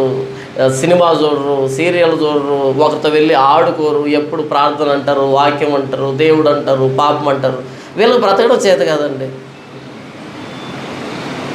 అంటారా? అనరా? సువార్త మన దగ్గర చేయం కోరుకుంటుంది. మధ్యాహ్నం వరకు చర్చి, మధ్యాహ్నం తర్వాత మ్యాట్ని కోరుకుంటుందా? ఏం కోరుకుంటుంది మన దగ్గర నుంచి? అందరు పిల్లలు కాలేజీకి వెళ్తారు, మనం కూడా కాలేజీకి వెళ్తాం. కాలేజీ చదువుకుంటూ ఉంటే వాళ్ళు ఎలా ప్రవర్తిస్తారో సువార్త మనల్ని అలాగే ప్రవర్తించమని చెప్తుందా? పర్మిషన్ ఇస్తుందా? అందరూ జాబ్ చేస్తుంటారు ఆఫీసులో, మనం కూడా జాబ్ చేస్తూ ఉంటాం. వాళ్ళు ఎలా ప్రవర్తిస్తారో మనం కూడా అలాగే ప్రవర్తించమని చెబుతుందా సువార్త? సువార్త మన దగ్గర నుంచి కంప్లీట్గా యూటర్న్ కోరుకుంటుంది. ఈ ప్రపంచానికి యూటర్న్. ప్రపంచం అంతా ఒక దిశలో వెళ్తూ ఉంటే మనం ఇంకో దిశలో వెళ్తూ ఉంటాం. మీ మనసు మారి రూపాంతరం చెందటం వలన, అవును, రూపాంతరం చెందండి. మీ మనసు మారాలి, మిమ్మల్ని మీరు సజీవ యాగంగా సమర్పించుకోవాలి. అంటే ఈరోజు ప్రశ్న ఏంటో తెలుసా? నాకు బ్రేకప్ అయింది, నన్ను ఓదార్చండి ప్రశ్న. ఈవిడ ఓదార్చడానికి కోరుకుంది. Very good question, it's a practical question అని స్టార్ట్ చేసింది. Practical question. అందరూ అదే పని మీద ఉన్నారా ప్రాక్టికల్స్లో? మీకు అర్థమైందా? It's a practical question. అంటే ఆ ప్రాక్టికల్స్లోనే ఉన్నారు అంతా. అర్థం కదా మీకు? ఇట్స్ ఎ ప్రాక్టికల్ క్వశ్చన్ అంట. అది బయట వాళ్ళకి ప్రాక్టికల్ క్వశ్చన్, చర్చిలో ఉన్న వాళ్ళకి ప్రాక్టికల్ క్వశ్చన్ కాదు. ముఖం పగిలేటట్టు కొట్టాలి. ఇట్స్ ఎ ప్రాక్టికల్ క్వశ్చన్ అంట. ఒక వ్యక్తి మన జీవితం నుంచి బయటికి వెళ్ళాడంటే మనకు మ్యాచ్ కాదు కాబట్టి వెళ్ళాడంట. వాడు నీ జీవితం నుంచి వెళ్ళాడా, నువ్వు వాడి జీవితంలోకి వెళ్ళావా? అది ప్రశ్న. వాడంటే యేసుప్రభువుని నమ్ముకోవాలి, నువ్వెందుకు పోయావు? ఇంతకి మీ అమ్మ నాన్న గాడిదలు కాస్తున్నారా? అడగాలి కదా ప్రశ్న. అనాథవా? చెట్టు కింద చెత్త కుప్పలు దొరికావా? ఎవరు దిక్కులేరా నీకు? ఎందుకు పోయావు? ఏం పనిది? దేవుని ఉగ్రత నీ మీద నిలిచి ఉంది. ప్రభువుకు ద్రోహం చేశావు, ఆయన ప్రాణత్యాగానికి ద్రోహం చేశావు. మానవలసి పొందు, పశ్చాత్తాపడు, నీ పాపాలు ఒప్పుకో అని చెప్పాల్సిన పోగొట్టి ఆవిడ్ని ఓదారుస్తుంది. లేదులేమ్మా, ఇంకో మంచి పార్టీ వస్తుంది, దేవుడు మంచి పార్టీని ఇస్తాడు భవిష్యత్తులో. ఎందుకు ఓదారుస్తున్నావు? సౌలు దేవుడికి ద్రోహం చేశాడు. దేవుడు సౌలు మీదకి దురాత్మను పంపించాడు. ఆ దురాత్మ వచ్చి పౌలును వెరపింపగా బాగా బాధ పెట్టినప్పుడు సౌలు సేవకులకి ఒక అద్భుతమైన ఆలోచన వచ్చింది. సౌలు గారు, మీరు పర్మిషన్ ఇస్తే మంచి సింగర్ని వెతుకుతాం దేశంలో. ఒరే, వాడు పాపం చేశాడు, దురాత్మ వచ్చింది, నరకానికి పోతాడు. ఇప్పుడు పిలవాల్సిన సింగర్ని కాదు, సమూయేలుని. దురాత్మ బట్టి బాధపడుతూ ఉంటే, పిచ్చివాడిగా ప్రవర్తిస్తూ ఉంటే ఇప్పుడు ఎవరు కావాలంట? మంచి మ్యూజిక్ వినపడితే కొంచెం మనసు కుదుట పడుతుంది. వింటున్నారా? ఇయర్ ఫోన్స్లో మ్యూజిక్ వింటున్నాం. మనం కూడా మ్యూజిక్ వింటున్నామా? ఎందుకంటే మనసు బాగాలేదంట, అందుకని కొంచెం సంగీతం వింటున్నామంట. ఇది సౌలు కేటగిరీ. మనసు బాగలేదంటే లోపల పరిశుద్ధాత్మ దేవుడు ఒప్పిస్తున్నాడు, నువ్వు చేసిన పనికి దేవుడు బాధపడుతున్నాడు అని. మనసు బాగలేకపోతే సినిమా పాటలు ఏమో కాదు దాని అర్థం. ఇప్పుడు సినిమా పాటలకి చర్చిల పాటలకి ఏ తేడా లేదులేండి, రెండు ఒకటే. కాకపోతే పదాలు మారుంటాయి, కొన్ని పదాలు మారుంటాయి అంతే. పదాలు మార్చారు, మొత్తం అదే. సంగీతం అదే, సాహిత్యం అదే, మొత్తం ఊపంతా అదే. అవునా? ఆరాధనలో లేవగానే మనందరికి కాళ్ళు అలా ఆడతాయి కదా. మనం ఏమనుకుంటాం తెలుసా? దావీదు నాట్యమాడలేదా అనుకుంటాం. దావీదుకి నీకు పోలికేంటి నా తెలియక అడుగుతాను. ఏంటి పోలిక? దావీదు ఇలానే క్యాషియో మీద ఊగాడా? దావీదు అలాగే డ్రమ్స్ మీద ఊగాడా? ఏదో పనికి వాళ్ళు పని చేయడం, దాన్ని తీసుకుని వెళ్ళి ఎవరితో ముడి పెట్టుకోవడం. దావీదు ఇలానే డాన్స్ చేసి ఉంటాడా? చూసావు నువ్వు ఇంతకీ? దావీదుకు సంబంధించిన వీడియోలు ఏమైనా దొరికాయి నీకు? అలా వీడియో దొరికితే ఎగ్జాక్ట్గా ఎలానే నేను కూడా నాట్యం చేస్తున్నా అంటే బాగుంటుంది. ఆయన ఎలా నాట్యం చేశాడో తెలియదు, నువ్వు చేసే ప్రతి పనికిమాలిన పనికి దావీదును అడ్డు పెట్టుకుంటావు. నేనేం చెప్తున్నాను, ఇంతకీ సౌలుకి దయ్యం పడితే ఎవరు పిలిపించాడు? సమూయేలును పిలిపించాల్సిన పోగొట్టి సింగర్ను పిలిపించుకున్నాడు దావీదుని. సితారా చమత్కారంగా వాయిస్తూ ఉంటే దయ్యం పోయిందంట. దయ్యం పోయినట్టుగా అనుకున్నాడు, దయ్యం పోలే. గిల్బోవ పర్వతం మీద సూసైడ్ చేసుకునే దాకా తీసుకుని వెళ్ళింది అది. కాబట్టి ఏం చెప్పాలి? అమ్మా, దేవుడు నిన్ను వదిలిపెట్టాడు, దేవుడు ఉగ్రతకు లోనయ్యావు, ఏం పౌరంబోగు పని చేస్తావు? ఇది తల్లిదండ్రులు లేరా? ఎందుకు వేసుకొని నమ్ముకున్నావు? అసలు క్రైస్తవ కుటుంబాన్ని ఇది అని బాధని ఎక్కువ చేయాలి, బాధను తగ్గించకూడదు. సౌలుని దురాత్మ వెరపిస్తూ ఉంది, బాధ పెడుతూ ఉంది. ఇప్పుడు బాధను తగ్గించడానికి దావీదుని పిలిపించారు. బాధ తగ్గకూడదు, బాధ ఎక్కువైతే అప్పుడు సమూయేలు పాదాల మీద పడతాడు వెళ్ళి, సమూయేలు క్షమించు, తప్పైంది, పాపం అయిపోయింది, నన్ను క్షమించు, నన్ను మన్నించు. బాధపడినా పర్లేదు కానీ దేవునితో సమాధాన పడుకుంటే బాగుండేది. ఈరోజు చర్చికి వచ్చిన వాళ్ళు పాపం చేసి వస్తే వాళ్ళని ఓదారుస్తున్నారు. ఓదార్చకండి. వాళ్ళని ఓదార్చాల్సిన దేవుడు ఎప్పుడు ఓదారుస్తాడు? ఆయన మరలా సమాధాన పడిన తర్వాత ఓదార్పు వస్తుంది. సమాధాన పడేంత వరకు లోపల యుద్ధ వాతావరణం. అది మంచి లక్షణం. బ్రేకప్ అయిపోయిందంట, ఓదారుస్తున్నారంట. నేను ఏం చెప్తున్నాను అంటే, క్రైస్తవ సువార్త మీకు అబ్బలే, మీకు వంట పట్టలే. ఒక బయట కౌన్సిలింగ్ ఇచ్చే వ్యక్తి దగ్గర తీసుకుని వెళ్తే, మా అమ్మాయి బ్రేకప్ అయింది, బాధపడుతుంది, ఏమైనా 4 మంచి మాటలు చెప్పండి సార్ అంటే నీకంటే బాగా చెప్తాడు వాడు. అప్పుడు సువార్తకి కౌన్సిలింగ్కి తేడా ఏంటి? బయట వాళ్ళు మోటివేషన్ స్పీచ్ ఇవ్వట్లేదా? ఇలా చచ్చిపోదాం అనుకున్న వాళ్ళని మోటివేట్ చేసి తిరిగి బ్రతికించట్లేదా? మరి వాడికంటే నువ్వు గొప్పగా చెప్పింది ఏంటి అక్కడ? నా దీనికి అడుగుతాను. బైబిల్ పట్టుకొని నీ సమాధానం వాడి సమాధానం రెండు ఒకటే అంటే నువ్వు బైబిల్ ఎందుకు పట్టుకున్నావు? అసలు నీకు సువార్త ఏంటో అర్థం కాలే. యేసు ప్రభు దగ్గరకు వచ్చి మరలా లోకానికి ఎందుకు వెళ్ళావు? పశ్చాత్తాపడు. ఇక్కడ నువ్వు లోపల సమాధానంగా ఉన్నావా, కుమిలిపోతున్నావా ప్రశ్న కాదు. నువ్వు దేవుడికి ద్రోహం చేశావు, ఆయన ప్రాణత్యాగాన్ని వెక్కిరించావు, క్రైస్తవ కుటుంబ జీవన విధానాన్ని వెక్కిరించావు. పశ్చాత్తాపడు అని పశ్చాత్తాపానికి నడిపించాల్సింది పోగొట్టి ఓదార్చడం నేర్చుకున్నారు. వాళ్ళే కదా అందరూ. పాస్టర్ గారండి అప్పులయ్యాయంటే ఎందుకు అప్పులయ్యాయి అని అడగాలి. పర్లేదు నేను ప్రార్థన చేస్తాను అనకూడదు. ఎందుకయ్యాయి అప్పులు? ఇంతకీ నీ క్రమశిక్షణ లేదా? ఆర్థికంగా ఫైనాన్షియల్గా నీకు ఒక డిసిప్లిన్ లేదా? దుబారా ఖర్చు చేస్తావా? ఏం పని చేస్తున్నావు? ఎంత ఆదాయం వస్తుంది? దీన్ని ఖర్చు పెడితే నాకు మరలా ఎక్కడి నుంచి అయినా వస్తుందా? ఇలాంటి కనీసం ఇంకిత జ్ఞానం లేకుండా నీ ఇష్టం వచ్చినట్టు బ్రతుకుతావా? ఆ మాత్రం డిసిప్లిన్ లేదు నీకు అని చెప్పాలి. మనం క్రైస్తవులమే బయట వాళ్ళు ఖర్చు పెట్టినట్టుగా మనం ఖర్చు పెట్టకూడదు అనేటట్టుగా చెప్పాల్సింది పోగొట్టి అప్పులు పోవాలని ప్రార్థన చేస్తున్నారు పాస్టర్లు. అప్పు పోయిన తర్వాత ఏం చేస్తాడు మనోడు? కొత్త అప్పు చేస్తాడు. అవునా? వాడి తెలిసిన విద్య అప్పు చేయడం. అప్పు పోతే ఏం చేస్తాడు? ఫ్రెష్గా ఇంకో అప్పు చేస్తాడు. మరలా ప్రార్థన చేస్తావా? ఈ జీవితకాలం మట్టుకే క్రీస్తు యేసునందు నిరీక్షించిన ఎడల మనుషులు అందరికంటే దౌర్భాగ్యులమే. నేను సువార్తను గురించి సిగ్గుపడువాడను కాను అంటే పౌలు సువార్త చెప్తూ ఉంటే వాళ్ళు ఎగతాళి చేస్తున్నారు. అప్పుడు చెప్తాడు పౌలు, నేను సిగ్గుపడిన సువార్తను గురించి. ఎవరైతే నాశనానికి సిద్ధమయ్యారో వాళ్ళకి ఇది వెరితనంగా ఉంటుంది. ఎవరైతే రక్షణ పొందడానికి సిద్ధమై ఉన్నారో వాళ్ళకి ఇది దేవుని శక్తి. కాబట్టి నేను సిగ్గుపడను సువార్తను గురించి. ఈరోజు మనం సువార్త చెప్తూ ఉంటే, సువార్త లాంటిదని చెప్తూ ఉంటే జేజేలు కొడుతున్నారు. ప్రతి 2 మాటలకు ఒకసారి చప్పట్లు కొడుతున్నారు ఎదురుగా ఉన్న ఆడియన్స్. వీడేమైనా డైలాగ్ చెప్తున్నాడా వేదిక మీద నుంచి? వీడేమైనా బాలకృష్ణ నా దగ్గరికి అడుగుతాను. మీరు చూడండి, ఓసారి ఒక వ్యక్తిని అడిగాను, అదేంటి బ్రదర్ ఆ వ్యక్తి ఏది చెప్పినా సరే ఎదురుగా ఉన్న వ్యక్తులు చప్పట్లు కొడుతున్నారు అని అడిగాను. ఎవరు? మన సతీఫ్ అన్న. ఆయన ఏదో ఒకటి చెప్తున్నాడు, అందరు చప్పట్లు కొడుతున్నారు. ఇదేంటి బ్రదర్ మాటి మాటి చప్పట్లు కొడుతున్నారంటే ఆ వ్యక్తి అన్నాడు, బ్రదర్ అవి నిజమైన చప్పట్లు కాదు, అవి క్లిప్పింగ్,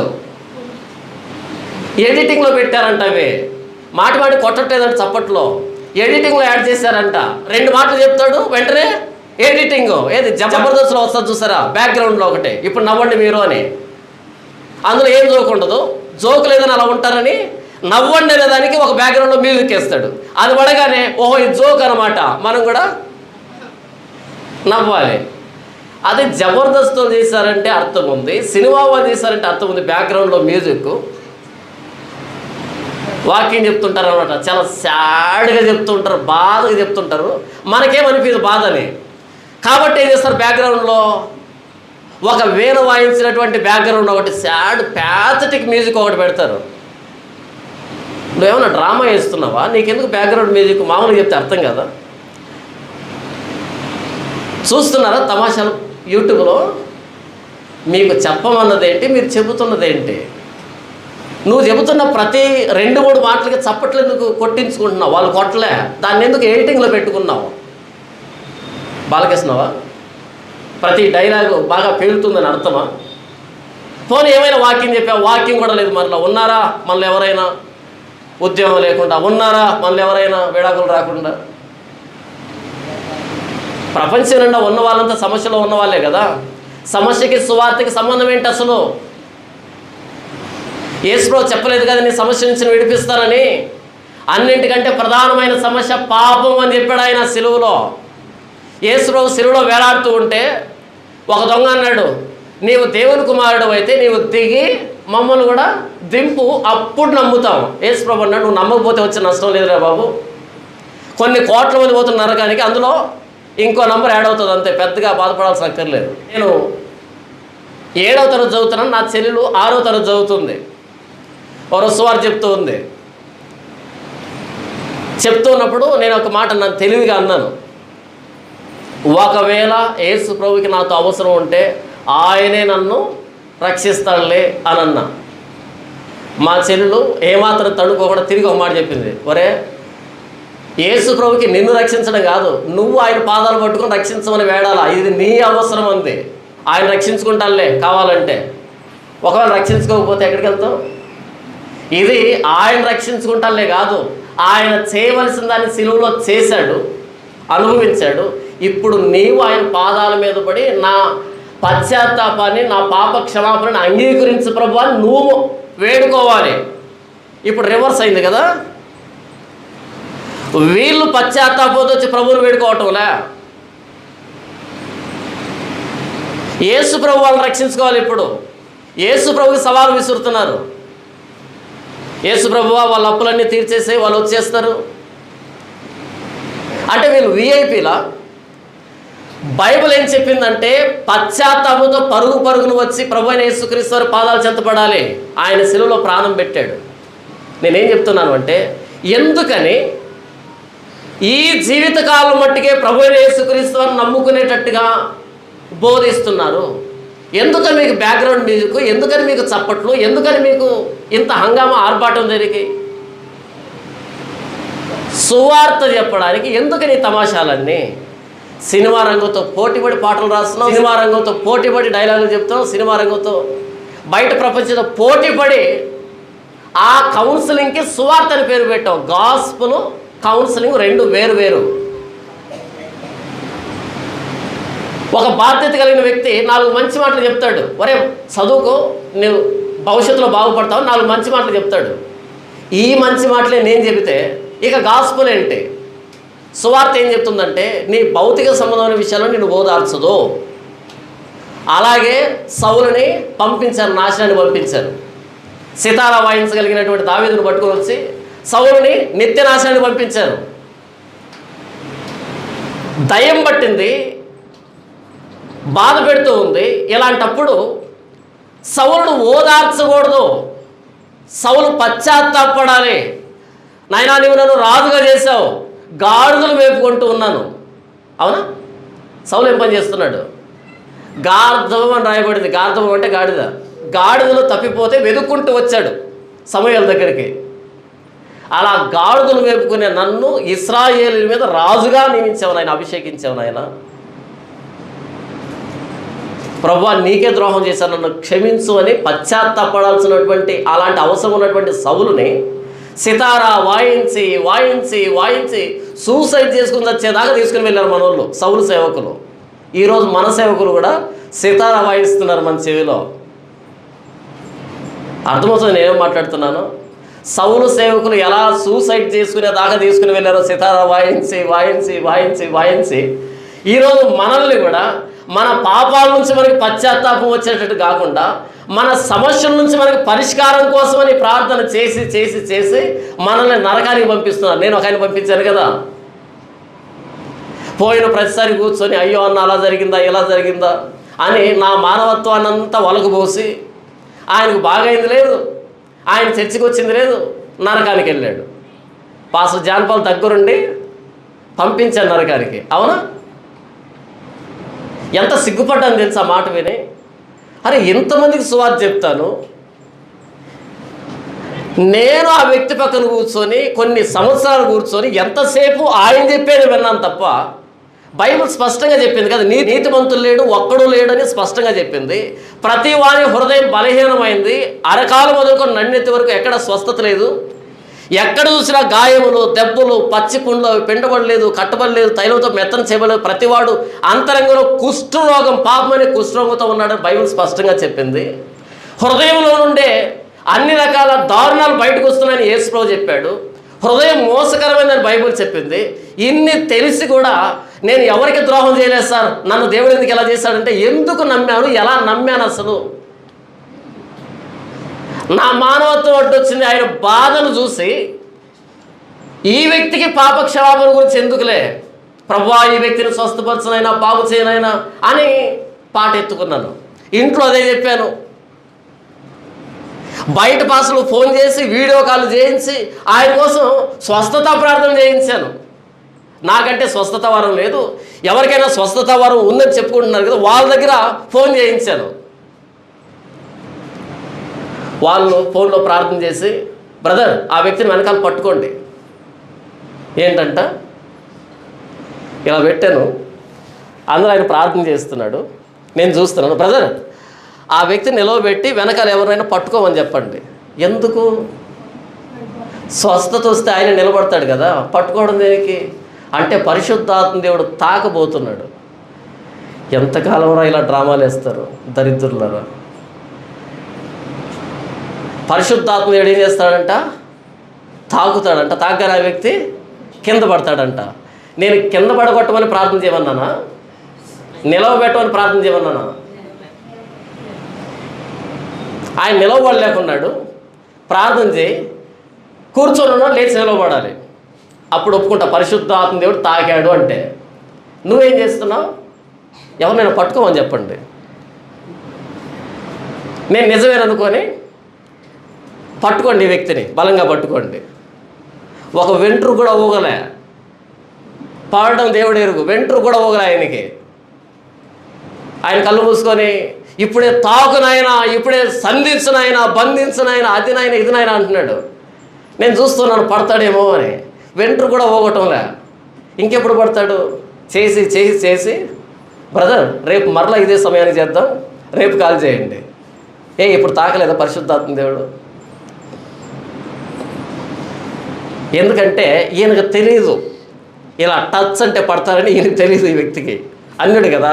కాబట్టి ముందే ప్రిపేర్ కాలే ఆ వ్యక్తి, మెంటల్గా ప్రిపేర్ కాలే ఇప్పుడు పడాలి అని. మనోళ్ళకి ముందు ఎక్స్పీరియన్స్ కదా, వాళ్ళు పడ్డం వీళ్ళు పడ్డం చూసి వీళ్ళు కూడా పడిపోతుంటారు. మరుసటి రోజు చేశాడు, పడలే, మళ్ళీ చేశాడు, పడలే, తర్వాత నేను చేయడం మానేశాను, వద్దులే. ఆయన స్వస్థత రాలే, ఆయన పడలే, ఇప్పుడు నరకంలో పడ్డాడు. ఏ సమస్యలో ఉన్న వాడి దగ్గరికి వెళ్ళి ఆ సమస్యకు సంబంధించిన విధంగా సువార్తను మలిచే ప్రయత్నం చేశాను. ఆ రోజు నేను ప్రభువా స్వస్థపరచని, నాకు అర్థం కాలే. చచ్చిపోయేంత వరకు ఆ వ్యక్తి నాకు చెప్పేంత వరకు అర్థం కాలే. ఆ వ్యక్తి చెప్పిన తర్వాత సిగ్గుపడ్డాను కదా, మనిషి పాపి కదా. నేను ఎవరికి ద్రోహం చేయలేదంటే ఆయన పాయింట్ ఆఫ్ వ్యూలో ద్రోహం చేయలే. ఆయన వ్యభిచారం చేస్తుంటారు, వెళ్ళి ఏమ్మా తప్పు చేస్తున్నావు, ఎందుకు తప్పు చేస్తున్నావు అనంటే నేనే తప్పు చేస్తున్నాను, నా భర్త సంపాదించట్లే, ఒక ఆడదానికి సంపాదిస్తున్నానండి అంటది. అవునా? అంటదా? అందా? చాలామందిని విన్నాను నేను. అది తప్పండ్ర వాళ్ళు. నా భర్త సంపాదించకపోతే నేను ఆడదాన్ని సంపాదిస్తున్నానంటే, కుటుంబాన్ని పోషిస్తున్నానంటే అంటదంతా. ఏ తప్పు చేసేవాడు కూడా నేను తప్పు చేస్తున్నాను ఒప్పుకోడు. వాళ్ళ పాయింట్ ఆఫ్ వ్యూలో అది రైట్. వాళ్ళందరి అభిప్రాయం తీసుకోవడానికి మనం పోవట్లే. బైబుల్ ఏం చెప్పిందో దాన్ని చెప్పడానికి వెళ్ళాం. వింటారు, లేకపోతే లేదు. మొదటిసారి తప్పు చేశాను, సిగ్గుపడ్డాను. అరే, ఇంతకాలం ప్రభువు నాకు అవకాశం ఇస్తే ఆ వ్యక్తి దగ్గరికి వెళ్ళి ఎంతసేపు కూర్చునేవాడిని తెలుసా? గంట పైన కూర్చుండేవాడిని.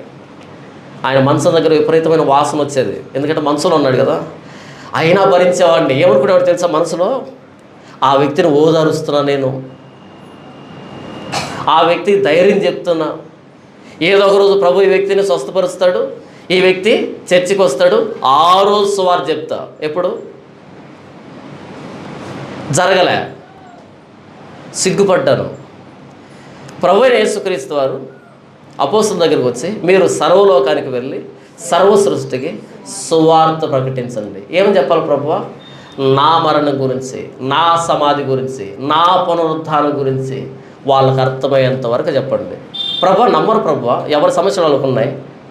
నమ్మితే నమ్ముతారు, నమ్మకపోతే పోతారు. మీరైతే ఇదే చెప్పండి. మీకు నేను ఇచ్చిన సబ్జెక్ట్ ఏంటి? సువార్త, మరణ సమాధి పునరుద్ధానం గురించి చెప్పండి. వాళ్ళకి ఏం కావాలో అడగండి, వాళ్ళ కండిషన్ చూడకండి. మీరు చెప్పాల్సిన సువార్త ఇదే. ఎవరితోనైనా చెప్పాల్సిన సువార్త ఇదే. అపోస్తలు ఇలాగే చెప్పారా? అపోస్తలంతా ఇదే చెప్పారు. మనం ఏం చెప్పాము? ఇప్పుడు మానవత్వం అడ్డొచ్చింది, వాళ్ళని చూసి కరిగిపోతున్నాం. మన మనసు వెన్నపూస అయిపోయింది. వాళ్ళని చూడగానే కరిగిపోతున్నాం అంతే. అసలు సమస్య మనం అనుకుంటున్నది అసలు సమస్య కాదు. అసలు సమస్య పాపం. ఎంత సమస్య అంటే సాక్షాత్తు యేసుప్రభు ప్రాణం పెట్టేంత సమస్యదే. మరి దేనికోసం యేసుప్రభు ప్రాణం పెట్టలే? 4 రోజుల శవాన్ని లాజరు బయటికి రా అంటే వచ్చేసాడు. అంత చిన్నది ఆయనకి అది, అంత చిన్న విషయం ఆయనకి అది. కానీ పెద్ద విషయం ఏంటంటే పాపాన్ని క్షమించడం పెద్ద విషయం. ఎంత విషయం అంటే తన రక్తంతో కడిగితే కానీ ఆ పాపం పోదు. ఈరోజు మనం దేని సమస్య అనుకుంటున్నాం? చర్చిలో ఉన్న మనం దేని సమస్య అనుకుంటున్నాం? చర్చికి రాని వాళ్ళు దేని సమస్య అనుకుంటున్నారు?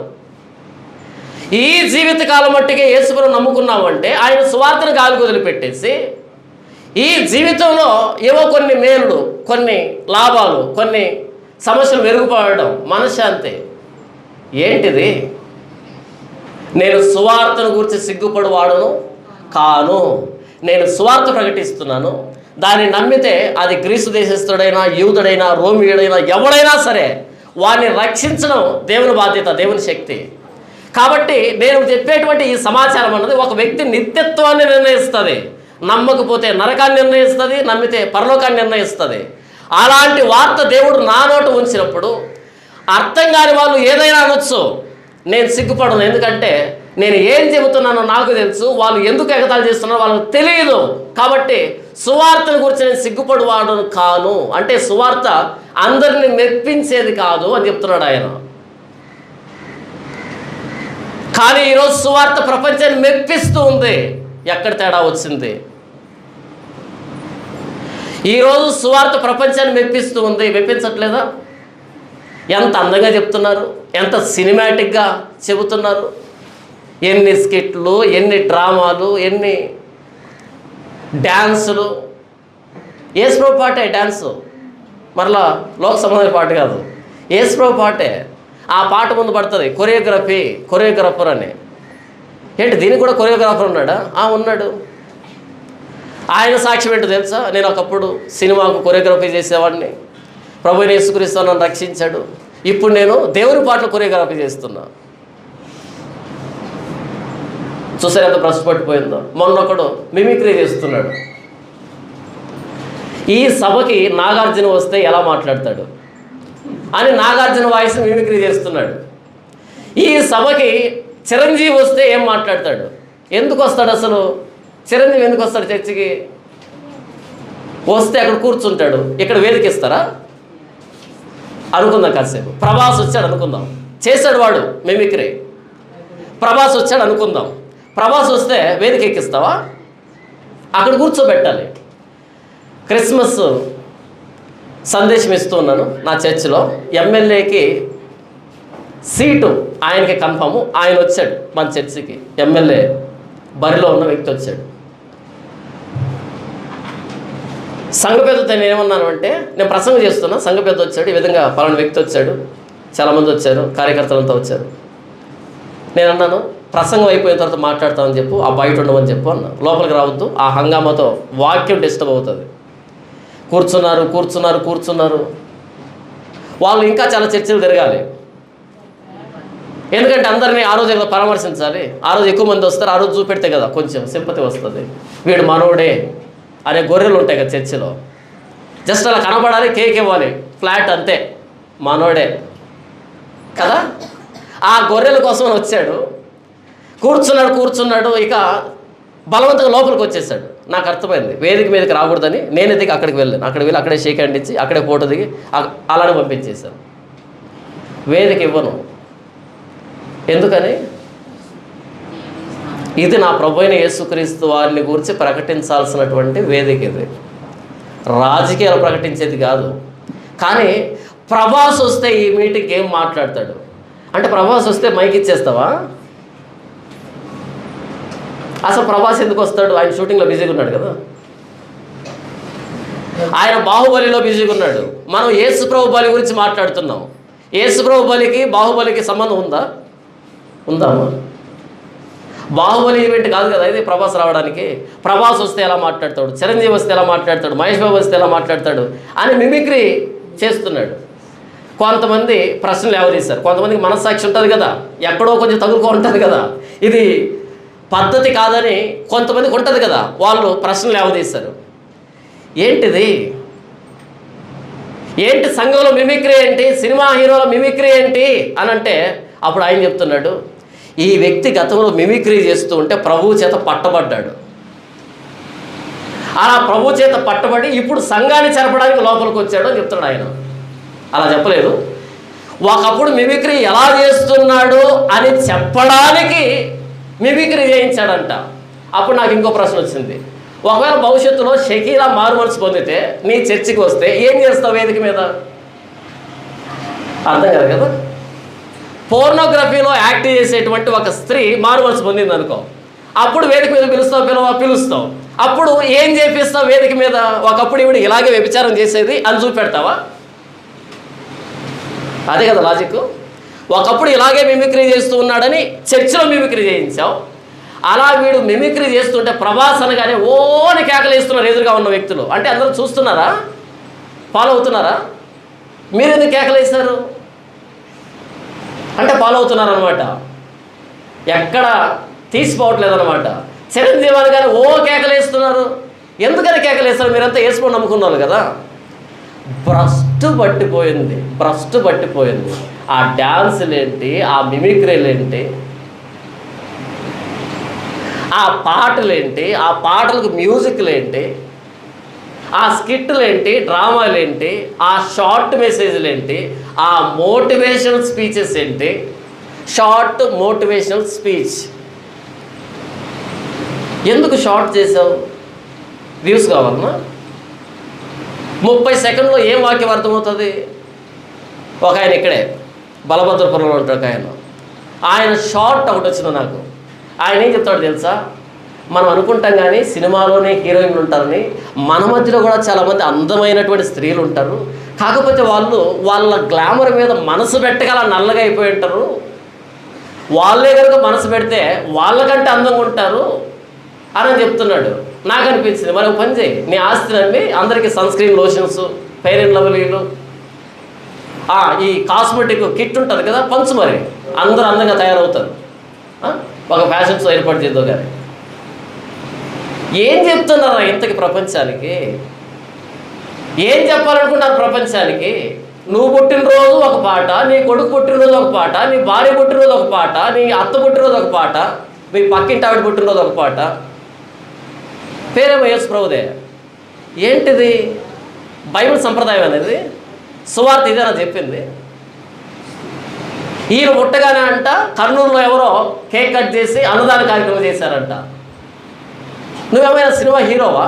ఫ్యాన్స్ అసోసియేషన్ ఉందా నీకు అక్కడ? నువ్వు పుడితే అన్నదాన కార్యక్రమం ఏంటి?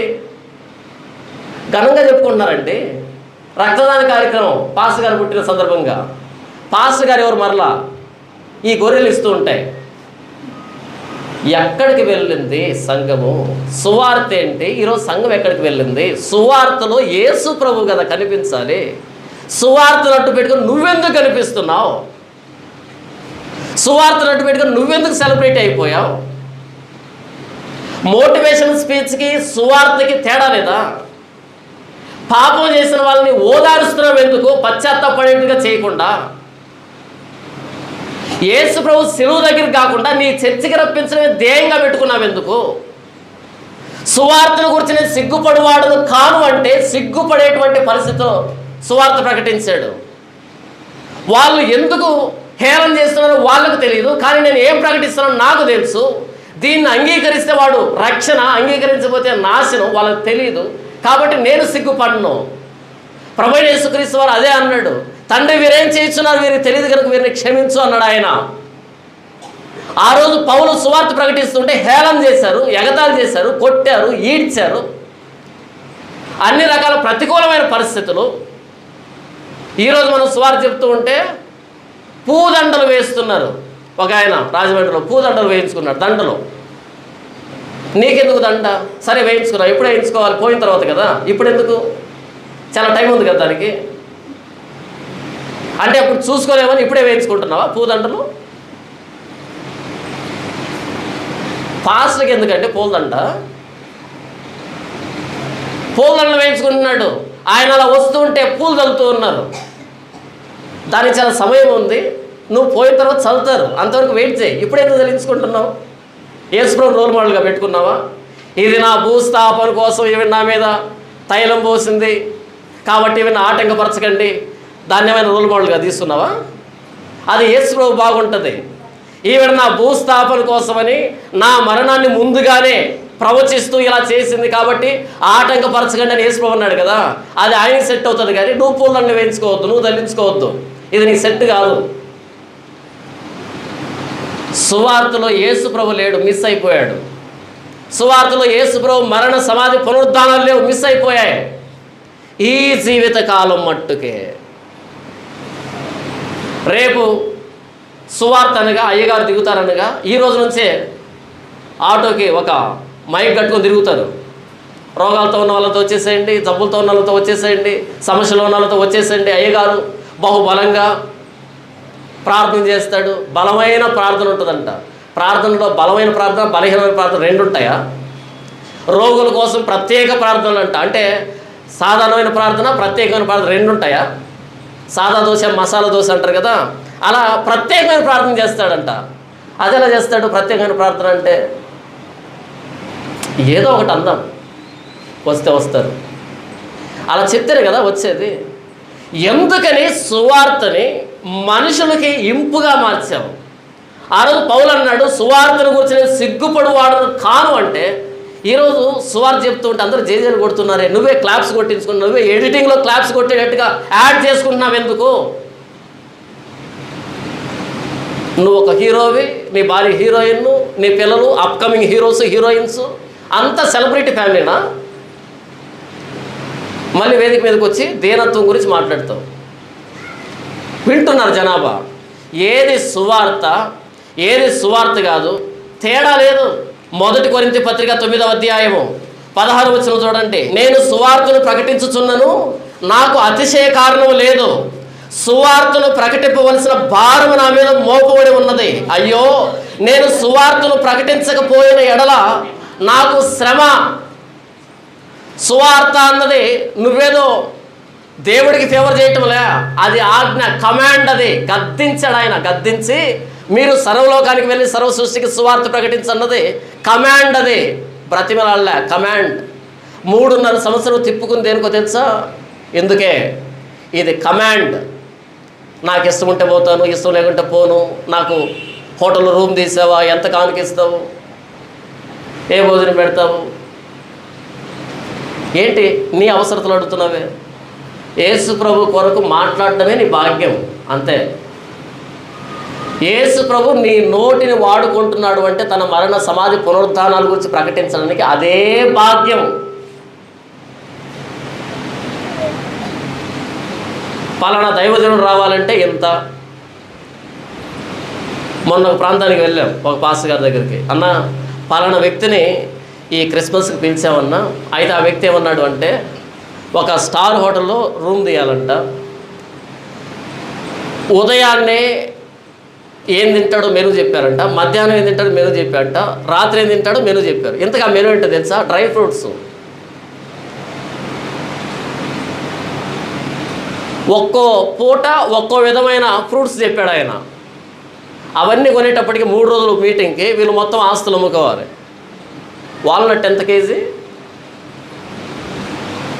వాల్నట్ తెలుసా ఎంత కేజీ? పిస్తా ఎంత కేజీ? ఆయన భోజనం ముట్టాడంట, ఓన్లీ డ్రై ఫ్రూట్స్ తింటాడంట, ఆ డ్రింక్స్ ఏమి తాగడంట, ఓన్లీ జ్యూస్లే తాగుతాడంట. కోడిగుడ్డులో లోపల ఆ పచ్చ సొన తీసేసి తెల్ల సొన మాత్రమే హాఫ్ బాయిల్ చేయాలంట. ఇలా ఆయన మెనూ చెప్పేటప్పటికి ఆస్తి అమ్ముకోవాలని భయపడి వద్దులే సార్ అన్నారు వీళ్ళు. అలాంటి వాళ్ళే నచ్చుతున్నారు. అదే అంటారు కదా, ఉంగరాలు చేత్తో కొడితే దెబ్బ బాగా తగులుతుందని. మామూలు చేత్తో కొడితే ఎక్కడ దెబ్బ తగులుతుంది? ఉంగరాలు చేత్తో పడితే ఉంగరం దెబ్బ చేయి దెబ్బ రెండు బాగా అంటుకుంటాయి, అచ్చర పడుతుంది, ముద్ర పడుతుంది కదా. పరిగెడుతున్నారు, వెంపర్లాడుతున్నారు. మా చర్చికి పలానా వ్యక్తి వస్తే మాకు స్టేటస్ వస్తుంది. సువార్త ఏంటి? యేసు ప్రభు ప్రపంచానికి పంపించిన సువార్త ఏంటి? ఈరోజు మనం దేని గురించి వెంపర్లాడుతున్నాం? దేన్ని చెప్పడానికి ప్రయత్నం చేస్తున్నాం? ఎవడు బాగా జోకులు వేస్తే వాడు స్పీకరు, ఎవడు బాగా కథలు చెప్తే వాడు ఒక స్పీకరు. ఈరోజు మన ఆసియా ఖండంలోనే అతి పెద్ద చర్చి, ఆ చర్చిని నడిపిస్తున్న వ్యక్తికి కథలు ఎక్కడి నుంచి వస్తున్నాయో నాకు అర్థం కావట్లేదు. ఎప్పటికీ తల బగలు కొట్టుకుంటున్నా, ఇన్ని కథలు ఎక్కడి నుంచి వస్తున్నాయి ఈ వ్యక్తికి? ఎన్ని కథలు చెప్పుంటాడు తెలుసా? ఎప్పుడు ప్రసంగం ఇచ్చిన కథ లేనిది ప్రసంగమే ఉంటుంది. ఇన్ని కథలు ఎక్కడి నుంచి వస్తున్నాయి? వాట్ ఏ టాలెంట్ కదా. అలా కథలు చెప్పేవాడిది పెద్ద చర్చ ఏంటంటే క్రైస్తవ్యం ఎంత భ్రష్టు పట్టిందో ఆలోచిస్తున్నారా? ఉదయాన్నే క్లిప్పింగ్ చూశాను. పీజే స్టీఫెన్ పాల్ అనే వ్యక్తి వాక్యం చెప్తున్నాడు. యేసు ప్రభు ఆయన శిష్యుల దారిలో వెళ్తున్నాడంట. వెళ్తుంటే దారి పక్కనే ఒక కుక్క చచ్చిపోయి కుళ్ళిపోతుందంట. బైబిల్లో వెతకండి, ఉండదు. ఇది స్టీఫెన్ పాల్ గారికే ప్రత్యేకం. ఇది ఆయనకు దేవుడు ఇచ్చినటువంటి రెవల్యూషన్ అనుకుంటా బహుశా. యేసు ప్రభు వెళ్తున్నాడంట, శిష్యులు వెళ్తున్నారంట, దారి పక్కన కుక్క కుళ్ళిపోతుందంట చచ్చిపోయి. అప్పుడు శిష్యులంతా ముక్కు మూసుకుంటున్నారంట. కానీ యేసు ప్రభు అన్నాడంట, ఆ పళ్ళు చూడు ఎంత బాగున్నాయో అన్నాడంట.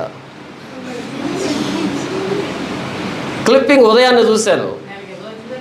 నెల క్రితం వచ్చిందా? నాకు చాలా లేటుగా వచ్చింది. అంటే నాకు ధైర్యం చాలదు ఇలాంటివి చూడడానికి, అందుకని చూడను నేను. కానీ అందరూ ఏమనుకుంటారు తెలుసా? వీడు ఎప్పుడు ఇదే పని మీద ఉంటాడు అని అనుకుంటారు. అలా నాకు తగిలినప్పుడే చూస్తాను, కానీ అదే పని మీద ఉండను నేను. ఎందుకంటే ధైర్యం చాలదు, నాకు బాధ, లోపల భారం, ఏంట్రా ఎలా అయిపోతుందని.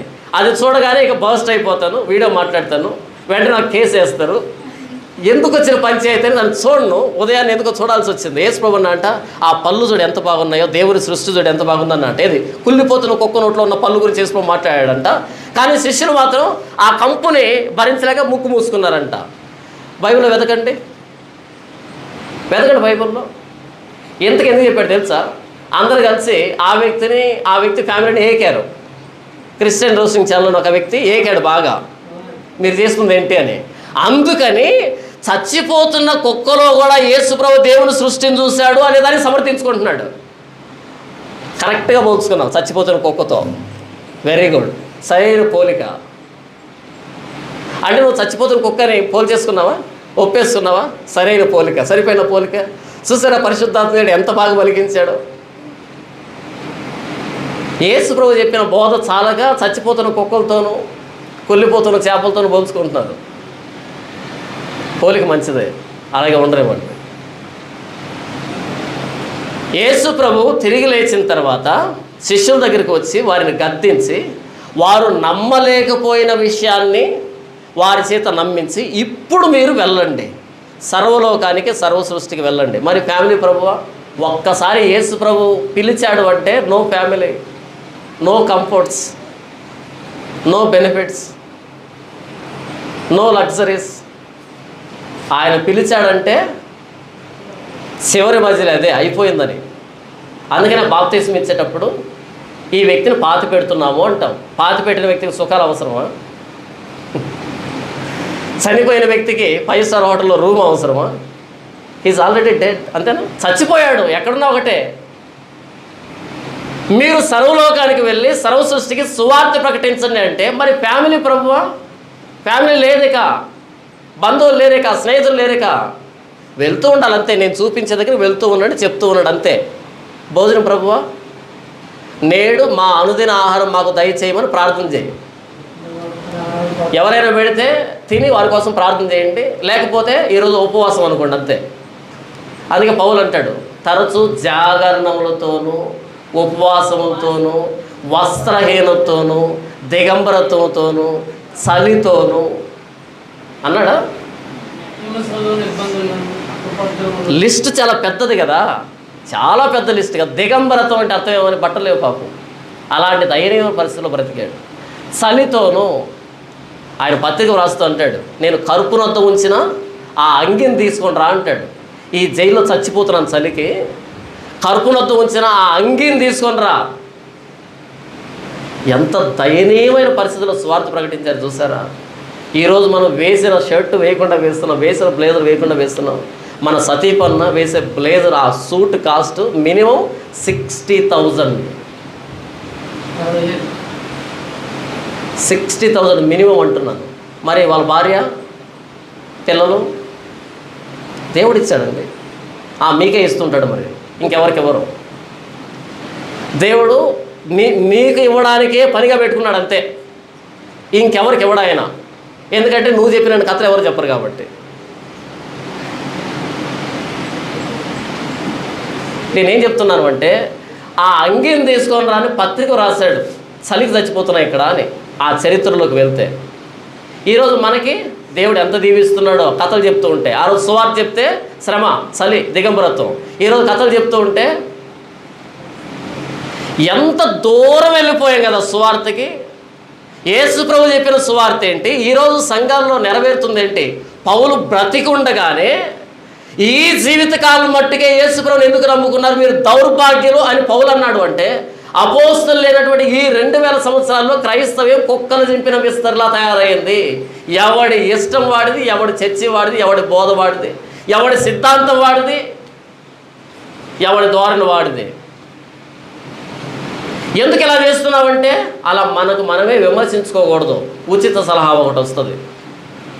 మనల్ని మనం విమర్శించుకోకుండా పక్కన వచ్చి విమర్శిస్తారా? యేసు ప్రభు ఏమన్నాడు, పౌలు ఏమన్నాడు? మనల్ని మనమే విమర్శించుకునే ఎడల తీర్పు పొందకపోవద్దు అన్నాడా? అనలేదా? మనల్ని మనమే విమర్శించుకుంటే తీర్పు అనేది పొందకపోతాం, ఇక్కడే సెటరేట్ అవుతాం. అంటే ఇప్పుడు ఉచిత సలహా ఏంటంటే బైబుల్ దిండి కింద పెట్టుకున్న మేధావులంతా మనల్ని మనమే అనుకోవచ్చా? మరి ఎవరు అనాలి? పక్కనోడంటే సమ్మగా ఉంటుందా? ఏ హిందువో ముస్లిమో వచ్చి వాళ్ళంటూ ఉంటే సమ్మగా ఉంటుందా? మనల్ని మనం అనుకుంటే బాగుంటుందా? బైబుల్ చదవండి. యేసు ప్రభు ఈ ప్రపంచం నమ్మలేనటువంటి పునరుద్ధానాన్ని ప్రపంచానికి అర్థమయ్యేటట్టుగా చెప్పండి. ఇదే సువార్త అంటే. మీరు నమ్మడానికి ఇంత సమయం పట్టింది కదా, ఇంత చరిత్ర నడిచింది కదా. ఈ మీకు అర్థమైనటువంటి మరణ సమాధి పునరుద్ధానాలని మిగిలిన ప్రపంచానికి అర్థం చేయించే బాధ్యత మీకు ఇస్తున్నాం. మీ లగ్జరీ గురించి నన్ను అడగండి, కంఫర్ట్ గురించి నన్ను అడగండి, మీ యోగక్షేమాల గురించి నన్ను అడగండి.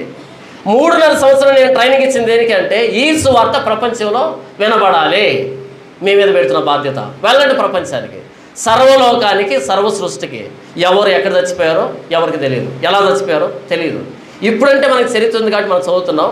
కానీ ఆ 12 మంది వెళ్ళిపోయారు కదా, వాళ్ళకి తెలియదు ఎవరెక్కడ చచ్చిపోయారో, ఎలా చచ్చిపోయారో తెలియదు.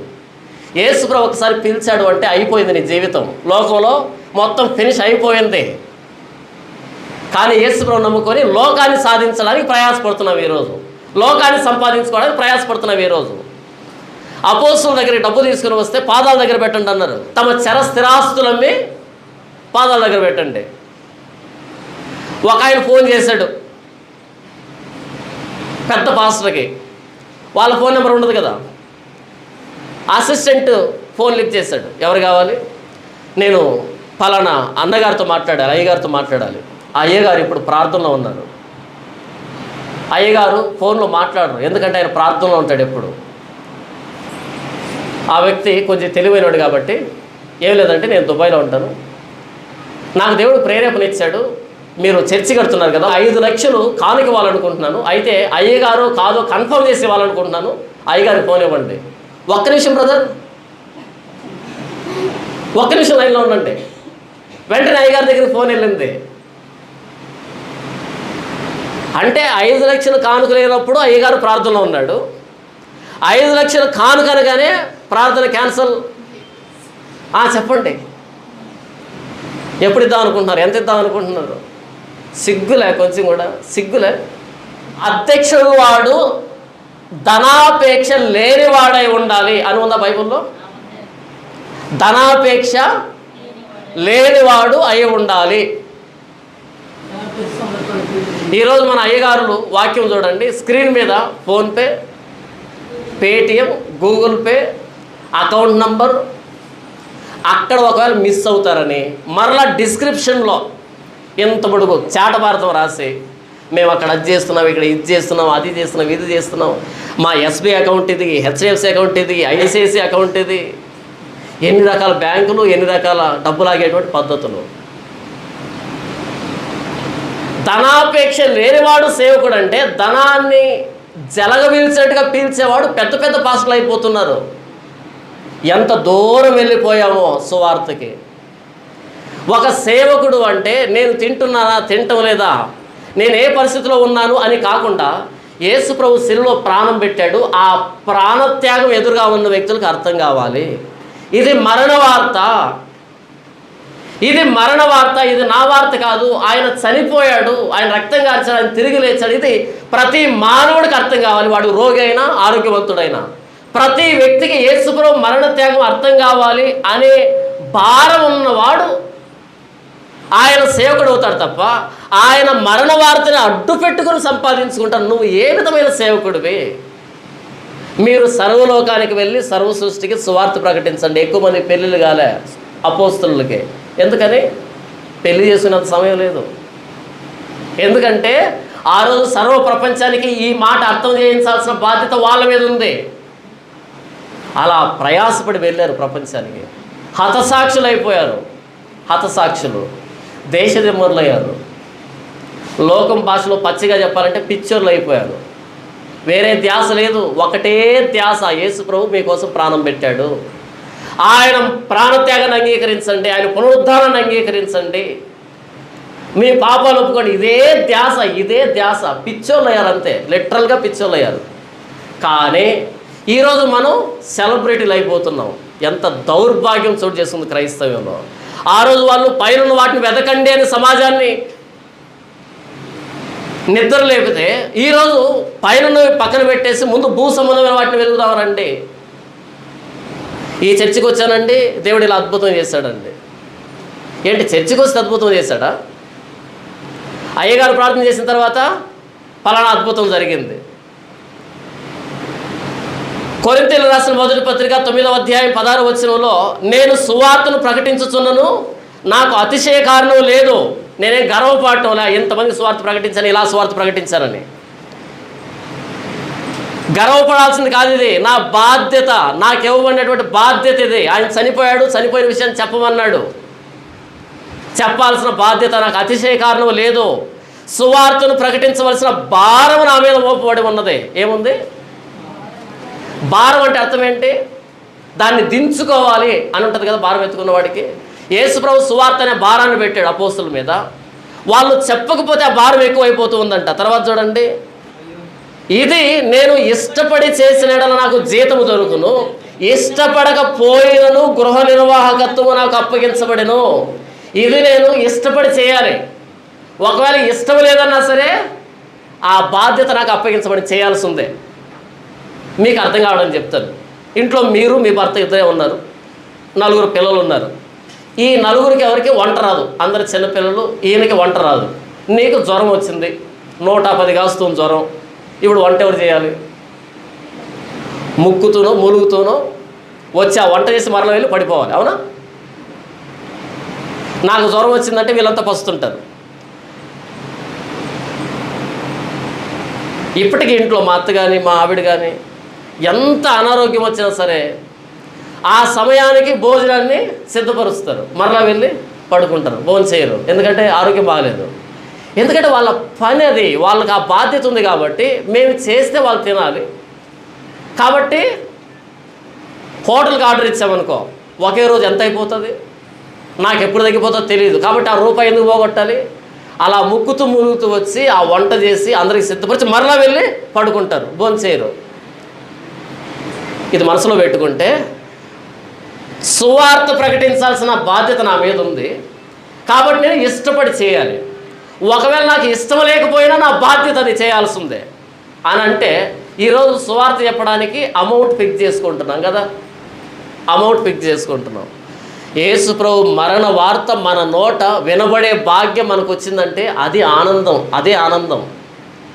ఆ రోజు అపోస్తలులు ఈ వార్తను ప్రకటించారు, మోసుకుని వెళ్ళారు. ఈరోజు ఆ భాగ్యం నాకు దక్కింది. ఎంత ఆనందం తెలుసా నాకు. యేసు ప్రభు ఈ ప్రపంచం కోసం ప్రాణం పెట్టాడు అనే ఆ వివరణ నా నోటి ద్వారా దేవుడు వెలువరించడానికి ఇష్టపడ్డాడు అంటే దేవుడు నన్ను దీవించాడని అర్థం కాదా. ఓ చోటికి సువార్తకు వెళ్ళాను, పరిస్థితులు బాగలేవు, రాత్రంతా జ్వరం కాసింది, బాడీ కంప్లీట్గా డల్ అయిపోయింది, అసలు ఫెసిలిటీస్ లేవు. లోపల ప్రాణం ఏం చెప్తుందంటే ఇమ్మీడియట్గా బయలుదేరి వచ్చేసాయి, ఎందుకు ఇక్కడ అనిపిస్తుంది ప్రాణం లోపల. లేదా పక్కనే పెద్ద హోటల్ ఉంది, ఆ హోటల్లో తీసుకో అని చెప్తుంది, తీసుకోగలను. కానీ లోపల ఏం చెప్తుంది తెలుసా, నువ్వు వచ్చిన సువార్తకి, నీ సుఖం కోసం కాదు, నేను నీకంటే శ్రమపడ్డాను, నీకంటే శిక్ష అనుభవించాను, నా మరణ వార్త చెప్పడానికి నీకెందుకు సుఖం, నేను చెప్పమన్నా నువ్వు చెప్పంతే. ఓపిక పట్టాను, బిగబట్టాను, ఆ సమయం వచ్చేంత వరకు ఓపిక పట్టి ఆ మైక్ దగ్గరికి వస్తే నిలవబడడానికి శక్తి లేదు, కానీ సువార్త ప్రకటించాను. ఎంత లోపల బలహీనత అంటే నిలవబడలేకపోతున్నా, కళ్ళు తిరుగుతున్నాయి. ఇప్పుడు పాస్టర్ గారు వచ్చి వాక్యం చెప్తాడు అన్నాడు ఆయన, అలా లేస్తే కళ్ళు తిరుగుతున్నాయి, పడతానేమో అనుకున్నా. విషయం ఏంటంటే యేసు ప్రభు నా నోటి ద్వారా ప్రకటించబడ్డానికి ఇష్టపడుతున్నాడు, ఇది నా భాగ్యం.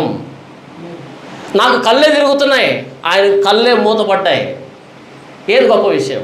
నాకు నీరసంగా ఉంది, ఆయనకు మొత్తం ప్రాణమే పోయింది, దప్పికని ప్రాణం విడిచాడు ఆయన. దప్పిక అంటే చేతునిచ్చారు ఆయనకి.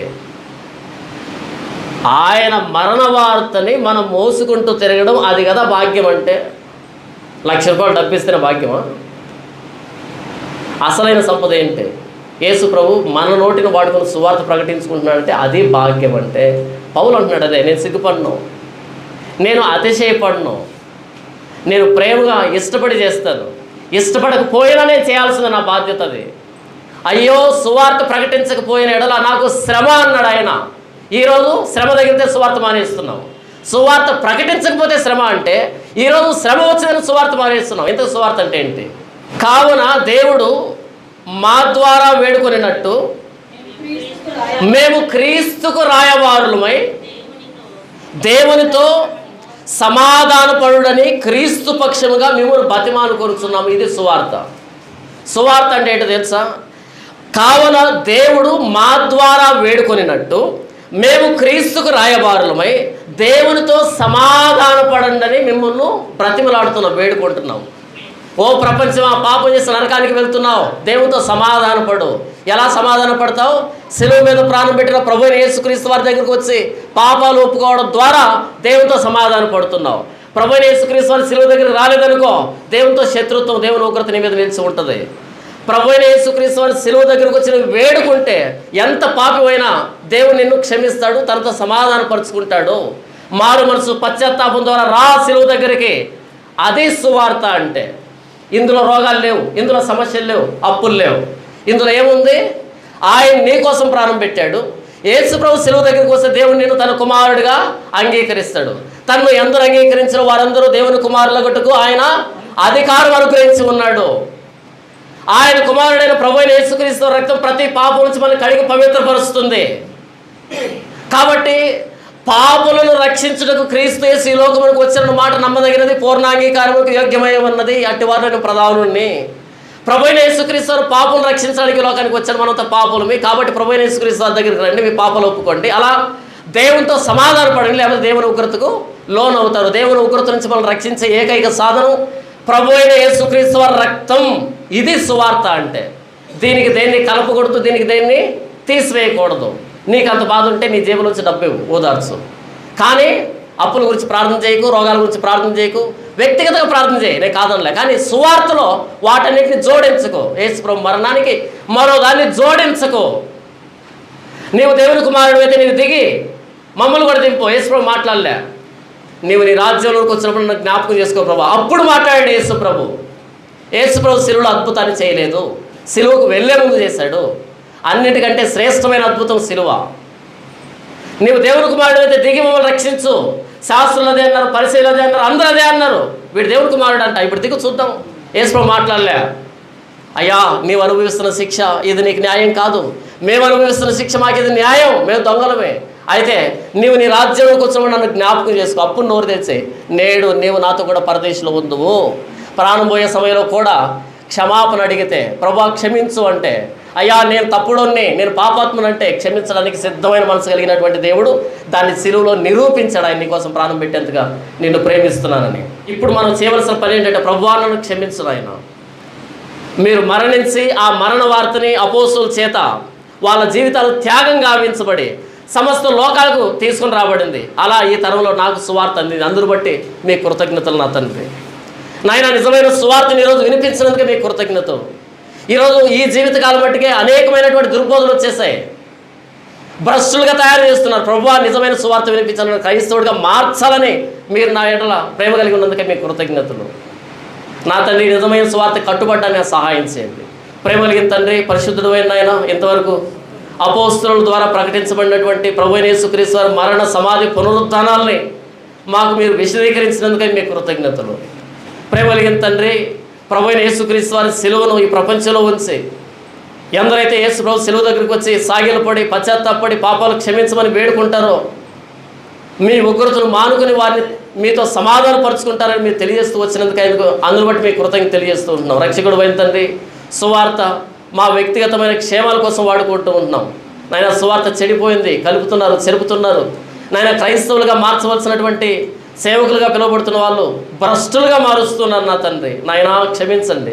నా తండ్రి ఇక్కడ కూర్చున్న మేము నిజమైన సువార్తకు లోబడినట్లుగా, తలదించినట్లుగా ప్రభువైన యేసుక్రీస్తు వారి మరణ సమాధి పునరుద్ధానాలు బట్టి మా జీవితంలో ప్రతి రంగాన్ని సంస్కరించుకున్నట్టుగా మాకు సహాయం చేయండి. ప్రతి తీర్మానంలో, ప్రతి విషయంలో నా కొరకు ప్రభువైన యేసుక్రీస్తు వారి సిలువలో ప్రాణం పెట్టి ఉంటుండగా నేను మరలా ఎలా ఈ పాపాన్ని చేయాలన్నటువంటి స్పృహ మాకు అనుగ్రహించమని విజ్ఞాపన చేస్తూ, సువార్తను బట్టి మమ్మల్ని సంస్కరించమని విజ్ఞాపన చేస్తూ, మరొకసారి ఈ సంఘానికి రావాల్సిన దీవెనను అనుగ్రహించండి. విన్నటువంటి ప్రతి ఒక్కరిని మీరు దీవించండి. నాయన నిజమైన సువార్తకు సరైన రీతిలో స్పందించాలిగా మమ్మల్ని మీరు జ్ఞాపకం చేసుకొని విజ్ఞాపన చేస్తూ క్రైస్తవాన్ని సంస్కరించమని, యేసు ప్రభు మరణ సమాధి పునరుద్ధానాల గురించి వివరించేటువంటి భాగ్యాన్ని నాకు మీరు అనుగ్రహించినందుకు కృతజ్ఞతలు తెలియజేస్తూ ఏమి రుణస్తున్న ఒప్పుకుంటూ ఈ ప్రార్థన అంగీకరించమని ప్రభువైన యేసుక్రీస్తు వారి శ్రేష్టమైన నామములో స్తుతించి ప్రార్థించి వేడుకొనుచున్నాము తండ్రి. ఆమేన్, ఆమేన్.